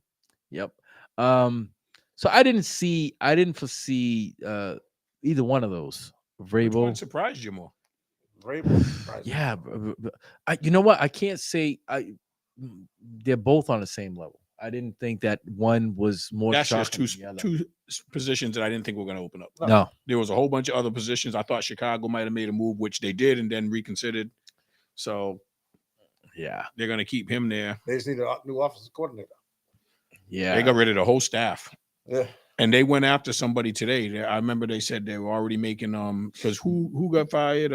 Seattle. Seattle's offensive coordinator. They already asked for an interview with him because now their staffs are all free agents. So the OC in Seattle is now being interviewed in Chicago. Yeah. I don't know what they want to do though. One that we did see coming was Riverboat Ron. Yeah. For the Washington Commanders. I think his was, the writing was on the wall. The Commanders haven't. Well, I don't think that was his choice. I think that was the new management. Yep. You got to remember, new ownership group. Magic Johnson, yeah. Yep, and that's why I think they're going quarterback. Yeah. So That's what made me think that Belichick might go that way. Because he'll want to take the best defensive player. Not only that, group. He could run things. I don't know. We talked about Atlanta. Yes. Arthur Smith, Atlanta. Kind of saw that one coming though. Yeah. He was just the opposite of Belichick. He wanted to just build offense. Yeah. He has a good offensive line. He has good skilled players. He just doesn't have the head of the monster. He doesn't have the quarterback. I think if they gave him one more year, he could have got a quarterback. That offense would have looked really good and get some good free agents on defense. Here we go. So we talked about, to put it in perspective, right? Arthur Smith, 3 losing seasons. Can you really afford to have a 4th? And unlike Belichick, drafted offense with 3 years in a row. He drafted London, he drafted Pitts, and then he drafted Bijan Robinson. And they can't stop nobody. But you don't have, you built the weapons, but you didn't have a quarterback that can utilize those weapons. Pitts gets better and London gets better right away. They thought Riddick was the man because he kind of finished the season off pretty good. But you put a good quarterback on that team and they drastically get better. I want to ask you a question. So we know that Atlanta played against New Orleans, and there was a very controversial play at the end of the game. The team's at the 1-yard line in victory formation. Bro. Victory formation. And up by a ton. That's gonna cause next year. That's gonna cause a lot of injuries. Offensive line's gonna be like, hey, the whole team. What are you talking about? The whole team. Oh yeah. I don't know. I do know, but I don't know what would possess him to overrule the coach's call. He said that it was a team it don't work that way. It don't work that way. Wanted to get Williams a touchdown. Let me tell you something. If I were the owner of that team, I think I would have cut him the next day. I would have cut him the next day. I think they're gonna do that when everything dies down and just not bring him back. Because I don't think he has a long-term. I think he's on a year-to-year. I would have cut him. Yeah, he's done. That is unacceptable. Because the team is in victory formation, and guys are standing up on the defensive side. Coach said he went rogue. Yeah, coaches went at it. He was like, "It wasn't." I told him to kneel. He went rogue. Yeah, I was reading lips, and there was a lot of F-bombs being dropped. Oh yeah. Oh yeah. A lot of F-bombs being dropped, and it wasn't very nice. No. So that's gonna have some. The funny part, that game was 17-17 at the half, and they never scored again. Nope. And they never scored again. So there's gonna be some serious ramifications with that division. Game 1 next year, Atlanta against. Yeah. But yeah, that was Winston's get signed by the Atlanta Falcons. Oh, imagine that. They signed him. That would be a spin. That would definitely be a spin. But yeah, that took me. I'm like, what did he just do? I was like, yo, the audacity. Yeah, that took me back. I'm saying to myself, did I just see what I? Wait a second. That and then the explanation afterwards. And he was up there proud as a peacock. Oh, yeah. He was like, well, it was a team decision. Yeah. Oh, so you just disregarded what your head coach said. Yeah, pretty much. That was enough to say, cut. And cut. Coach is paying attention to that, saying, I can't control him. Yep. Want to give him a chance? Yep. That was enough for me to say, Yeah. see you later. Can't see anybody else picking them up. No. Doing what you want to do. And basically Making a mockery of the game. basically that you're putting your head coach in an unenviable position. Like everybody's gonna look at the coach at first and be like, what the hell were you doing? Yeah. And now you have to explain. And it's an embarrassment. You just went over your head coach, and you're the quarterback. You're the one wearing the headset. Not the whole offensive, not the rest of the other guys that are on the field. You are. And you made an individual choice. All right. And you can say all the other guys, but you know what? You're the quarterback. You changed it. So I would, right after the game, I would have been like, you know what? He's done. He's gone. But besides that, I think that's going to be an attractive destination for a lot of coaches. We already mentioned Belichick, maybe possibly one, because Atlanta has what, the 7th or 8th pick in the draft? I know they're in the top 10. So they can get one of those quarterbacks. He's already got the weapons. He's already got the offensive line. That might be running Fields. back. Fields might be available. Well, that's just it too. Like Chicago, if they want to make a trade, doesn't want to go too far back. That is hometown. Nah. Where's he from? Who? Fields. He grew up in there, but he's got family from out here. No. Where his hometown is Atlanta, right? Yeah, I believe so. Yeah. He was born out there. Yeah. Yeah. Well, And he so why not? There's nothing like going to your home team. There's a lot of pressure on it, but And where did he play college football? Ohio State. That's right. But they could go there, and then I heard talk about Wilson and Cousins, if they don't work out the situations with their current teams, would be interested in going there. But they're supposed to be talking to Raheem Morris as the lead candidate for the coaching because they want somebody with a defensive background because they feel like they went all offense. They need help on defense. If you get a free agent quarterback, yeah, then I'd bring in like a Raheem Morris or something to run the defense. And then I stop building the defense through the draft. 8. Huh? 8. 8. So they could get a Penix or possibly a Jaden Daniels. Running back, tight end, wide receiver, young offensive line. They got 2 All-Pros on the offensive line. Did you say Aaron Rodgers next year? I don't know about that.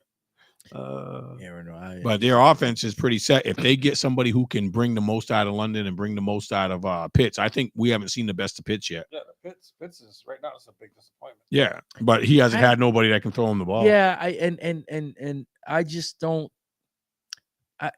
No one to throw him the ball. I don't know if they're using him correctly. Yeah, I really don't. I don't. You even look. Watch enough of their game. No, but look at the targets.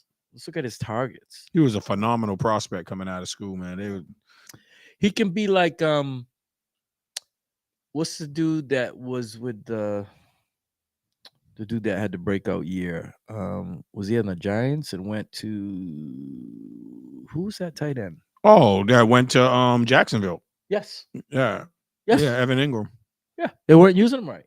They weren't using him right. All of a sudden, you get a quarterback, a bona fide quarterback, and what does he do? That's why I was mentioning the pieces are already there. And what do you got him with a bona fide quarterback and some other pieces. All right, you had good wide receivers, great running back, and then all of a sudden, he goes and he has a breakout year. It goes to show you if you're not in the right system and you're not being used correctly. Hey, how credible is the Black Adam Schefter? Not credible at all. Oh, okay. Because I know right before coming in, they talking about it's usually mockery, like a satire. Yeah, it's usually mockery. His face got cut from the Giants running backs. Barkley? Well, they not, how can you cut him? They're parting ways. Yeah. Well, no, that could be. I saw something saying he'd look good in Minnesota. That could be because he's on a franchise tag. Oh, that's true. You can't cut him when he's on a franchise tag. So the franchise tag will go up a little bit, but not with the money he's looking for. No, he was looking for $13 to $15 million, and that ain't happening. We all know that. but they can afford that if they want to win and they get themselves a decent cut. I heard Jaden Daniels' name going to the Giants. If they get somebody like a Jaden Daniels or a good quarterback, how many years they're gonna have to trade him. 4. You Ain't can't. nobody gonna take You ain't that. gonna touch Ain't him. nobody gonna You ain't take gonna that. touch him until year 3. Ain't nobody gonna So he's going to be the That's right. highest paid backup. Yes. Yes. Yes. Well, you will get a quarterback on a rookie contract if you do that. Yeah. But Yeah. that's still going to be substantial money. You can't touch him till his 3rd year. His money is just too That's huge. a lot of money. Yeah. Unless Nobody. somebody else believes in and, him. well, where? Who's the jackass? Atlanta. Black Adam Schefter. Yeah. You're gonna come up with some crazy. Atlanta, that'd be the worst thing for them. Nah, he don't. They're wanna better go off there. with Ritter. Mhm. Nah, you don't want to go there. Yeah, it's crazy. I don't know. If Atlanta eats most of that contract, then they could move him. Who? I mean, if the Giants ate Oh. some of that contract to try to move him, maybe somebody would take. And then they won't be able to sign anybody else. Let's put it this way: the move that they made is going to handcuff them at least for 3 more years. All right, because if you can't move him, till the 3rd year, now people are going to be like, "Why do we want him? He's going to be 3 years older, and sitting pretty much probably on the bench, and we've seen enough of him to know what he is. Is he just going to flop and change That overnight? handicaps them trying to work something out with Barkley. They That- can't afford to pay That Barkley was the dumbest move that you can make. If they were smart, because he had one decent year. yes, Decent. And before that, the only reason why he had the decent year because he had Barkley. that's right. Before Barkley, The record has shown without Barkley, his winning percentage, his passing totals dropped tremendously. And they didn't do well with their way they went in the draft last year on one offensive lineman, one defensive lineman. Neither one of them had a great year. The offensive lineman is a flop. Things finally stepped up. Thibodeau. Wasn't their number 1 last year. No, I know. 2 years ago. Yeah, but they drafted they drafted one offense, one he ended defense up with last year. double-digit sacks. Yeah.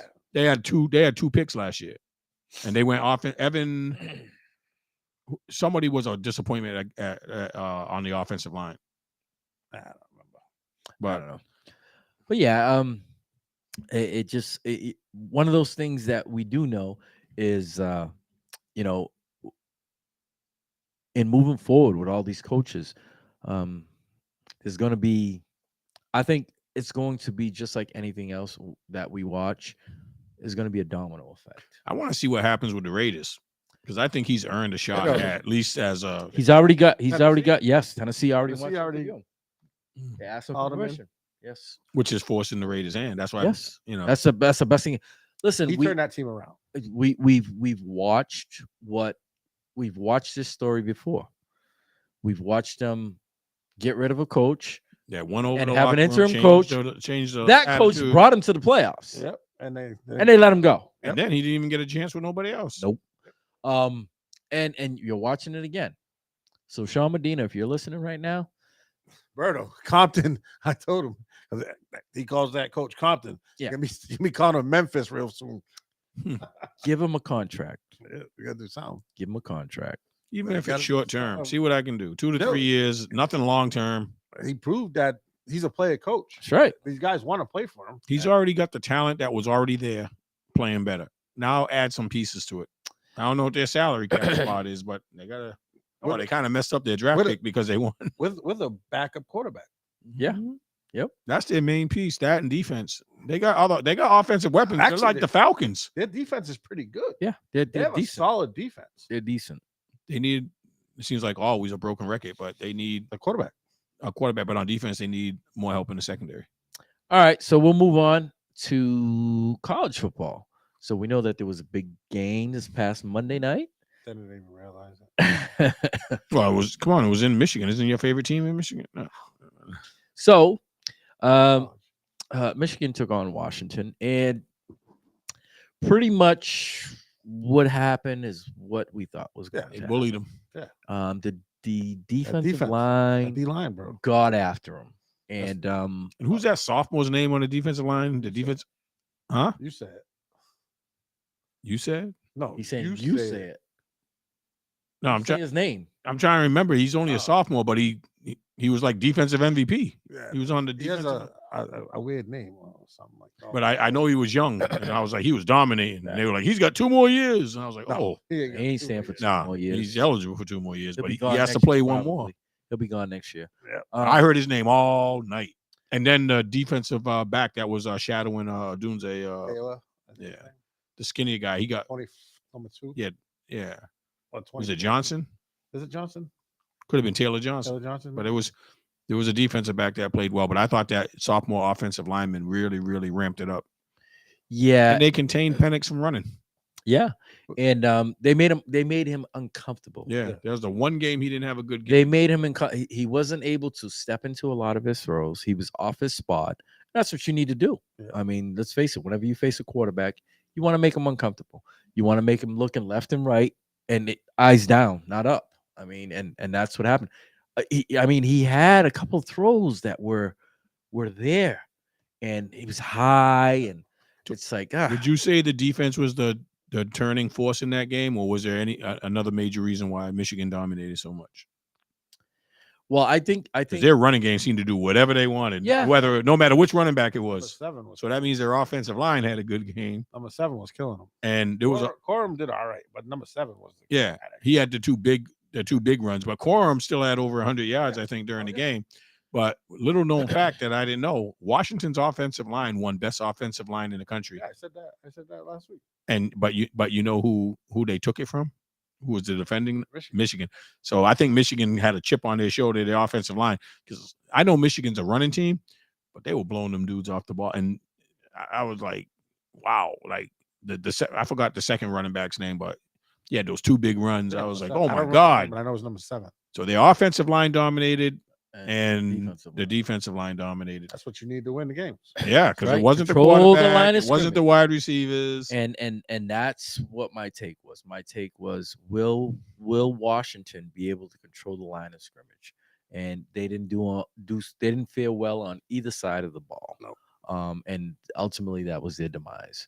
And their running back, God bless him, he played with a lot of hot. He shouldn't have been in that game at all. He got hurt the first play. They landed right on that bad foot. He came back and played, got hurt again, came back and played. Yeah. I was like, hats off to him, man. He showed a lot of hot. But the one guy on Washington that had a good game was the wide receiver, Odunze. When the ball went to him, he's legit. 6'4". He reminds me of a Mike Evans. He's big. He can win the point of contest balls. Just throw it up there. He's going to win it, and he can run. Open. He gets open. Yeah, but don't sleep on their second wide receiver either. They had 3 good ones, but they didn't have no time to get the ball. Yeah. Penix was, he got the nervous feet because there was pressure on him all night. Yep. He couldn't gunsling. He got hurt a couple of times too. And but because the offensive line was, the defensive line for Michigan was in the backfield all night. But dude stepped right on his ankle. The thing I didn't like was Penix had one bad game, and all the naysayers are coming out, this, that, and everything, and bringing up his injuries. Yeah, the injury thing's a concern. That kid should be a first-round pick. I think he's played 2 years since those injuries. I think he will be. Yeah, he had one bad game. One against probably the top in the national. But look at the semifinal game. That was against good competition. Look what he did. Yeah. So we'll see. But hats off to both teams. But Michigan definitely deserved to win. Does the coach stay or does he leave? That was the next question. He's gone. His brother, he hired a professional agent. His brother was on the sidelines. See you in the NFL next year. Yeah, you still haven't beaten me yet. Yeah, it's interesting. It's interesting. It's interesting to see what he might have his eye on one of those coaching vacancies, and if so, which one? Yeah, very interesting to see. Won't be Chicago.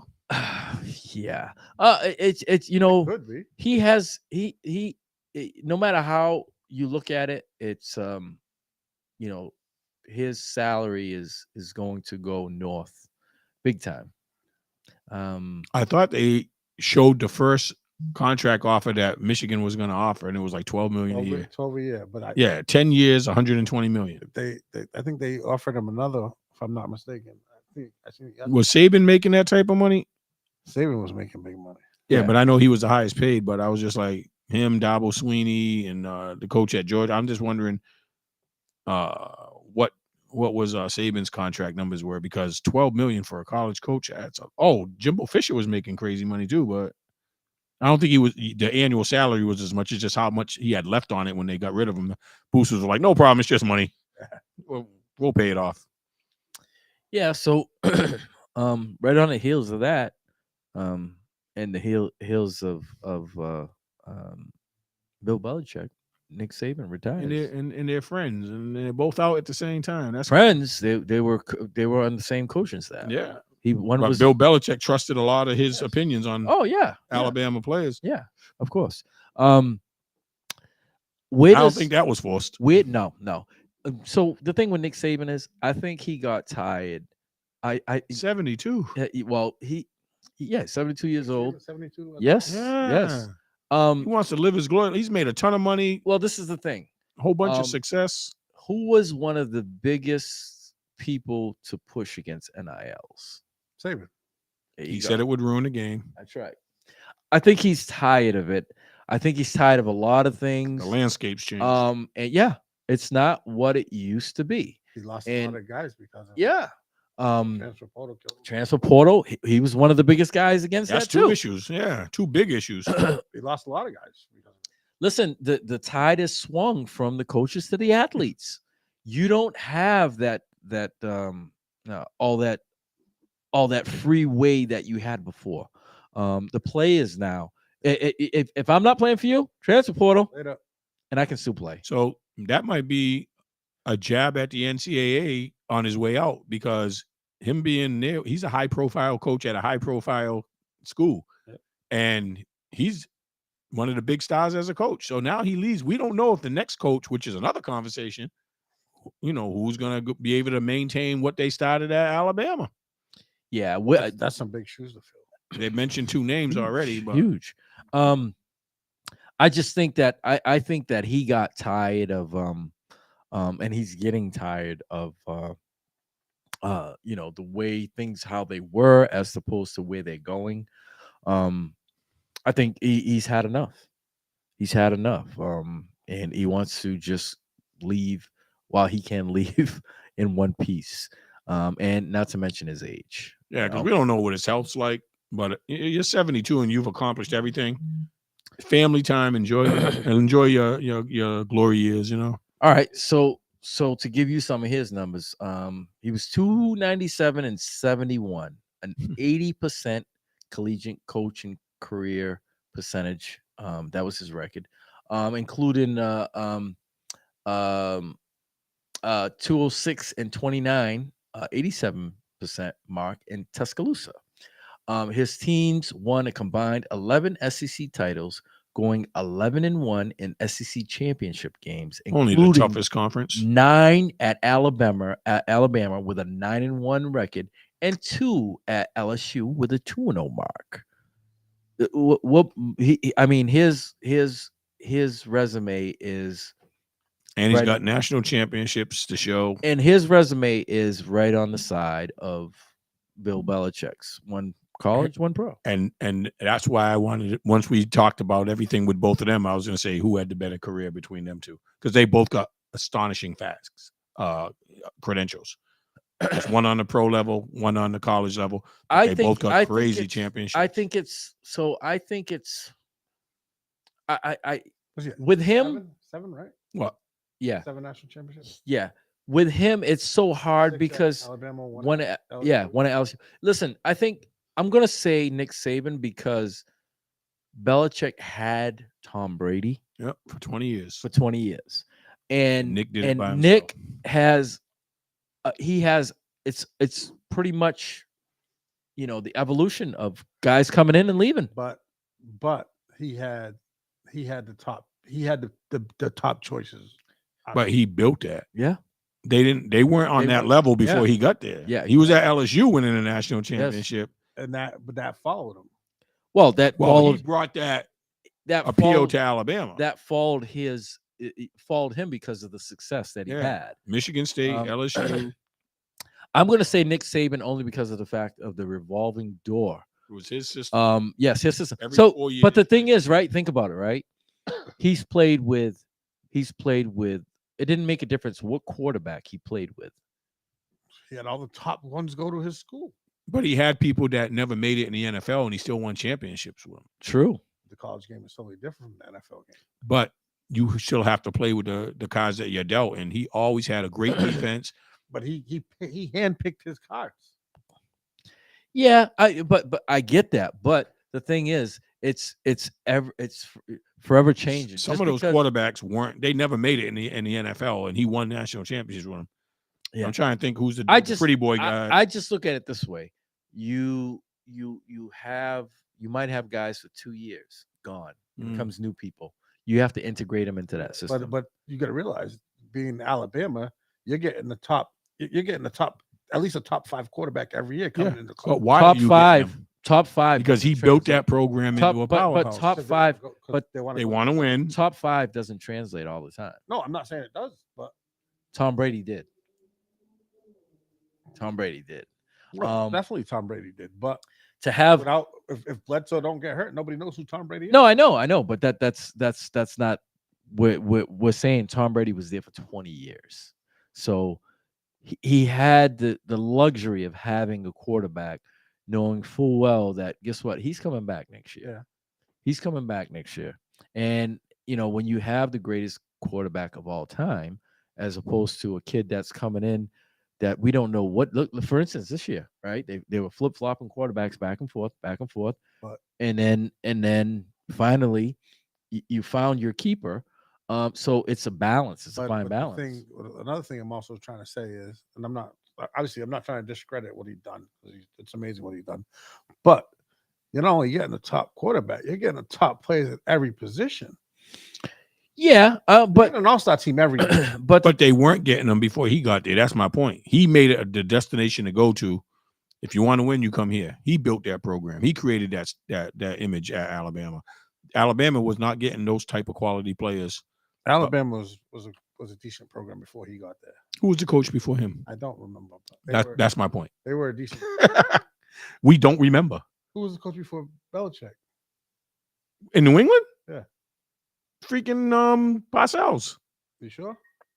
I don't know. No, I think it was I No don't Turner. know. I mean, not No Turner. The dude that just got fired from Carroll? Carroll. Oh, he was there like 1 or 2 years. Yeah. He was a coffee. Because I want to say there was those other coaches after Parcells. Alabama's always been good, but they became great under the Saban watch. And he was able to, he's a master recruiter. And that's what gave him, if he would have stayed at LSU, he won a championship there. You don't think people would have said, I want to go play for the, he would have built that program there. But Alabama was higher profile because they had a richer history in college football and they threw more money at him. So he went. I don't know. In my opinion, I would be Two great coaches.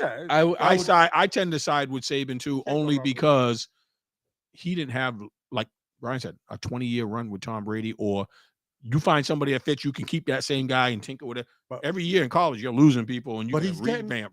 He's losing people, but he's getting the same type of quality, getting it back. Same type. They got a mesh, and not everybody's you don't hit a home run all the time. Some of those didn't work out.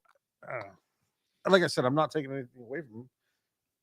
But so you think Belichick had a better coaching career than him? I'm not saying that, but I'm just and I respect that. I'm just something out. 2 incredible careers just ended, and I'm just saying, which one do you think was greater? I don't know. That's a tough one. It is. And that's what makes it a good thought, because you could argue for both and not be wrong. Yeah. I just respect what Saban did long term without having one guy, because we all saw what happened when Tom Brady wasn't there. Yeah. So a lot of that credit goes to Tom Brady and Bill Belichick. Yeah, but at Alabama, it all goes to Saban. But you could also say this: when Brady was out, they finished 11-5. Hmm? When Brady got hurt, they 1 year that was in the run. They finished. Did they win anything? There was no. They didn't win. But it's still. But that was only didn't win it every year. that was only 1 year. So if you go one, but wait, hold on. So if we do the numbers right, one year, all right, without Tom Brady, he went 11-5. All right, let's use the last 4 years. It's gone south every year. So that's 5 years without Tom Brady. They don't have the same team either. But you got the coach who can build. Alabama didn't have the same team. They just kept replenishing. 5 years. So but it's totally different because Alabama, you're going out recruiting guys, and that's what Bill can't do. That's why I'm giving. But the NFL, you only have so many picks, right? But you got free agents too. He didn't go after no good ones on offense. That's a lot of money. It is. It's not a lot of money when you're saving your money. Yeah, see that's where they're Bill was a saver, not a spender. That's where they're And when he tried to spend, he spent wrong. That's The what two tight ends, the offensive guy that didn't do nothing, or the offense, and then they lost the ones they had that were good. They didn't want to pay. They should have kept Joe Thuney.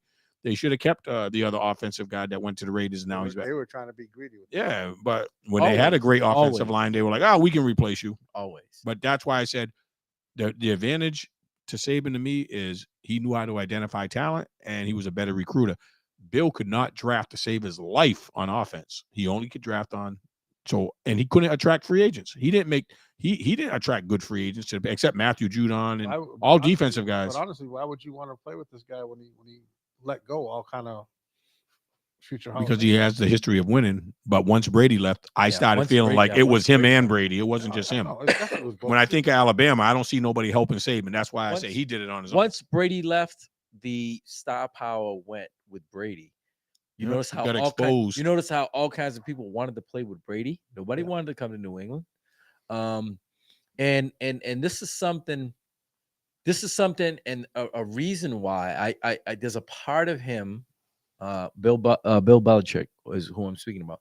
There's a part of him that wants to kill the narrative of it wasn't Tom Brady, it was me as well. Yeah.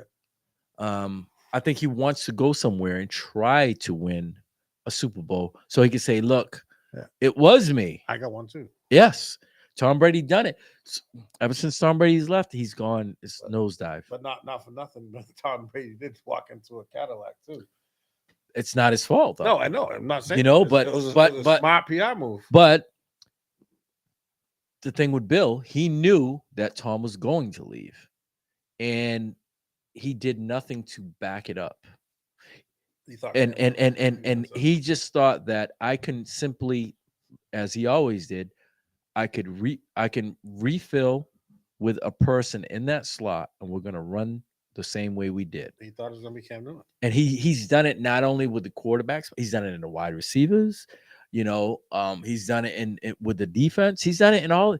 It's like he's like he bargains, and he saves money. He's a saver, not a spender. And I think as soon as Tom Brady left, that's where he should have went out and he should have spent a lot of money on a quarterback. And he chose not to. But I still believe there's a part of him that wants to stay in the league and win, so he could say that narrative that we have going, of Tom Brady being the driving force. It was both of us, not just him. Yep. And I think that's a part of him, a reason that he wants to stay in coaching, as well as eclipse the all-time coaching wins. I think that's the main reason. I don't think he really gives two shits about if he gets another Super Bowl or not. But I do. I do. It will help. I do. But my thing, he wants that coaching. I listen. So if you live in the New England area and you start listening to all these people for the last 4 years and your record goes south, it's gonna play. It has to play on your psyche. I don't care what anyone says. And it doesn't help that all the talk shows are forcing it out. Yeah, all these sports talk shows and who was better? Was it Brady or was it Belichick? And then they go, well, Tom won a Super Bowl his first year out.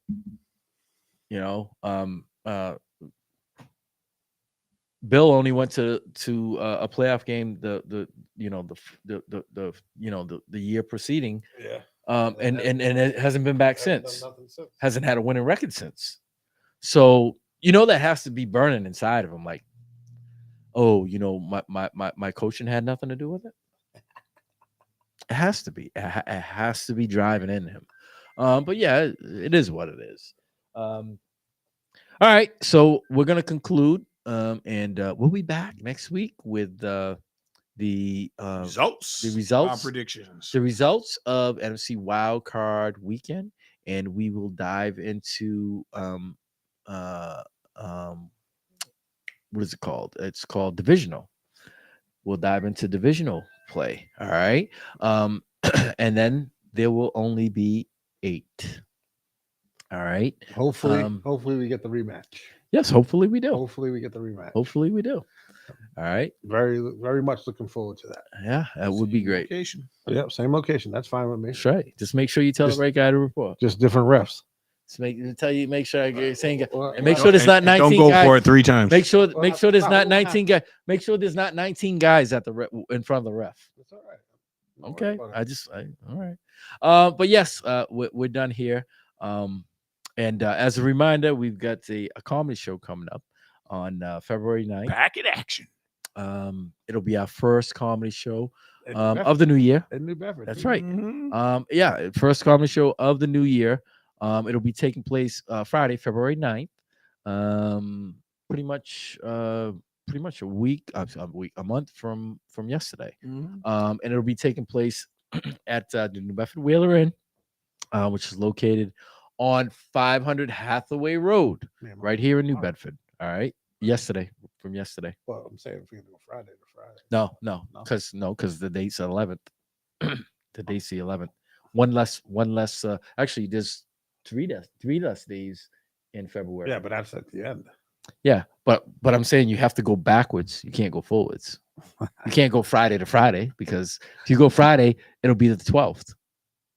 You got to make it 3 days, so you got to go back a day. But yeah, anyway, it'll be all hosted by Chris Tabb, right? Phenomenal host. He will not only host, but he will give you the gonna take the business stage too. up. All right. Yeah. With featuring Brian Bowden, the Haven's own Brian Bowden. Rhode Island. Yeah, Warwick, Rhode Island. Yo, Brian won Rhode Island Comedian of the Year a couple of years in a row. Yes. We've had him a few times, just not in a while. Yes. Brian's not the type you want to sleep on, man. Brian is funny as hell. We had him at the Fisherman. We had him at what was the one on Christian Avenue? Fatali Ma. We had him there. And it's been a couple of years since we brought him back. And he's only gotten bigger and better. He's touring all over the country. So, And he'll be there, and also it's going to be headlined by JP Justice. and we have yet to get him here, and we finally got him. So Hey, I have a question. Cat Williams talk shit about any of these dudes yet? no, but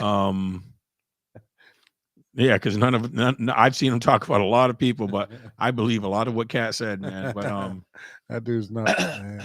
So the doors open at 8, shows at 9, $25 for advance tickets. You can go to WMB1. yeah, they're online now. .com. We got a link up because it's going to be $30 at the door. All right.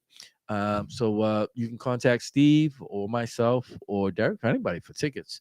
But we strongly encourage that you go to WMB1.com. You can get them right there online. And a lot of people liked the venue when we did the first one there in November. It's a nice venue. They liked it. And that short drive is really a difference maker. But I was impressed with the food. They have good food over Because we tried to get the food at our previous location, but there was always something going on in that bigger ballroom, and they tell us yes, and then it wouldn't happen, and it made us look bad, really. The food is really good. I was impressed with the food, not only the quality of it, how quickly, because that one dude was running around. Maybe this time we'll tell him put somebody on both sides so that people can order quicker and they'll sell more. But hey, it's going to be a whole night, man. The food, the ballroom, and the lineup. Yes. Definitely come out. So, yes, that'll be taking place Friday, February 9th. Look forward to a few interviews coming up pretty soon. So, yeah, definitely. And tell them about the other event that we're going to be having in March. Oh, man, we're going to get done with that. We're always looking to bring you something new and innovative. And we got another form of entertainment that's going to be Pot Comedy Show and Pot Amazement. But a night out with Frank Santos Jr. If you know about him, you know what type of quality event this is going to be. If you've never, go to his website. We posted, his rated PG version, but you can go to franksantosjr.com and look at his PG-13 and his rated R versions. Comedic hypnotist, hilarious. Same beautiful location at the Whaler Inn, 500 Hathaway Road in New Bedford, Mass. It's going to be Saturday, March 30th. It's going to be hosted by our local, host there, Paul Santos. So it's almost got a Santos and Santos theme. Santos host and Santos hypnotist. I just recommend one thing. If you do happen to go to this show and you think you might want to be hypnotized, wear clean underwear. Oh, because you never know what You never know what this guy you never know what bro. You know, It's like going to the doctor. I've already made a deal. That's crazy. We're gonna pay Decon to see if he can get hypnotized. Oh, we're gonna turn him into a Vikings fan, that ain't. and then we're not gonna unhypnotize him. Yeah, we're gonna leave him. But Frank Santos, I talked to him last night. He's in Florida right now. This guy has got a tight schedule. We wanted to bring him a little earlier. He's booked everywhere all the time. Come see him in a nice, comfortable venue. We'll have the same great food. It'll be a little bit different than our comedy shows, but the same great quality. I promise. You've never seen a hypnotist. This is the one you want to see. Frank Santos Jr., March 30th. And it's on a Saturday, too. Yes, a Saturday. So you can stay out a little later. And tickets are on the website now, too. Yes, they are. And hard copy. Yes, they are. Same great place, so that means same great food. Yep. All right. With that being said, we're out, and we'll see you all next Thursday right here on WMB1 Radio. And don't forget tomorrow, Mags in the morning, J9 is going to be in the building, and we're going to have a special interview with Ronald Barboza. Everybody knows Ronald Barboza, gym teacher. That's right, Mr. Barboza. That's the Cabo Verde himself.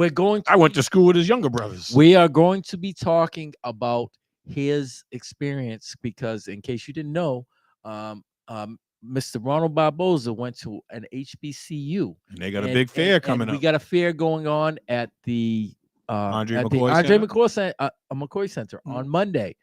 So we're going to be talking about that tomorrow on Mags in the Morning, tomorrow morning. So be sure to stay tuned. We're going to have a live interview, in-studio interview with Ronald Barboza. He's going to give us his HBCU. Man, I wish I could listen to that. I have to try to sneak in between. I have to give people like a long reading assignment and go hide in the closet and go watch it. No, it's going to be on Restream. We're going to tape it right here, so you'll be able to see. All right. So make sure you stay tuned for that. All right. Until then, we're out. Peace, and everyone be safe. All right. Nice. I would like to introduce. Okay, let's go. New online radio station.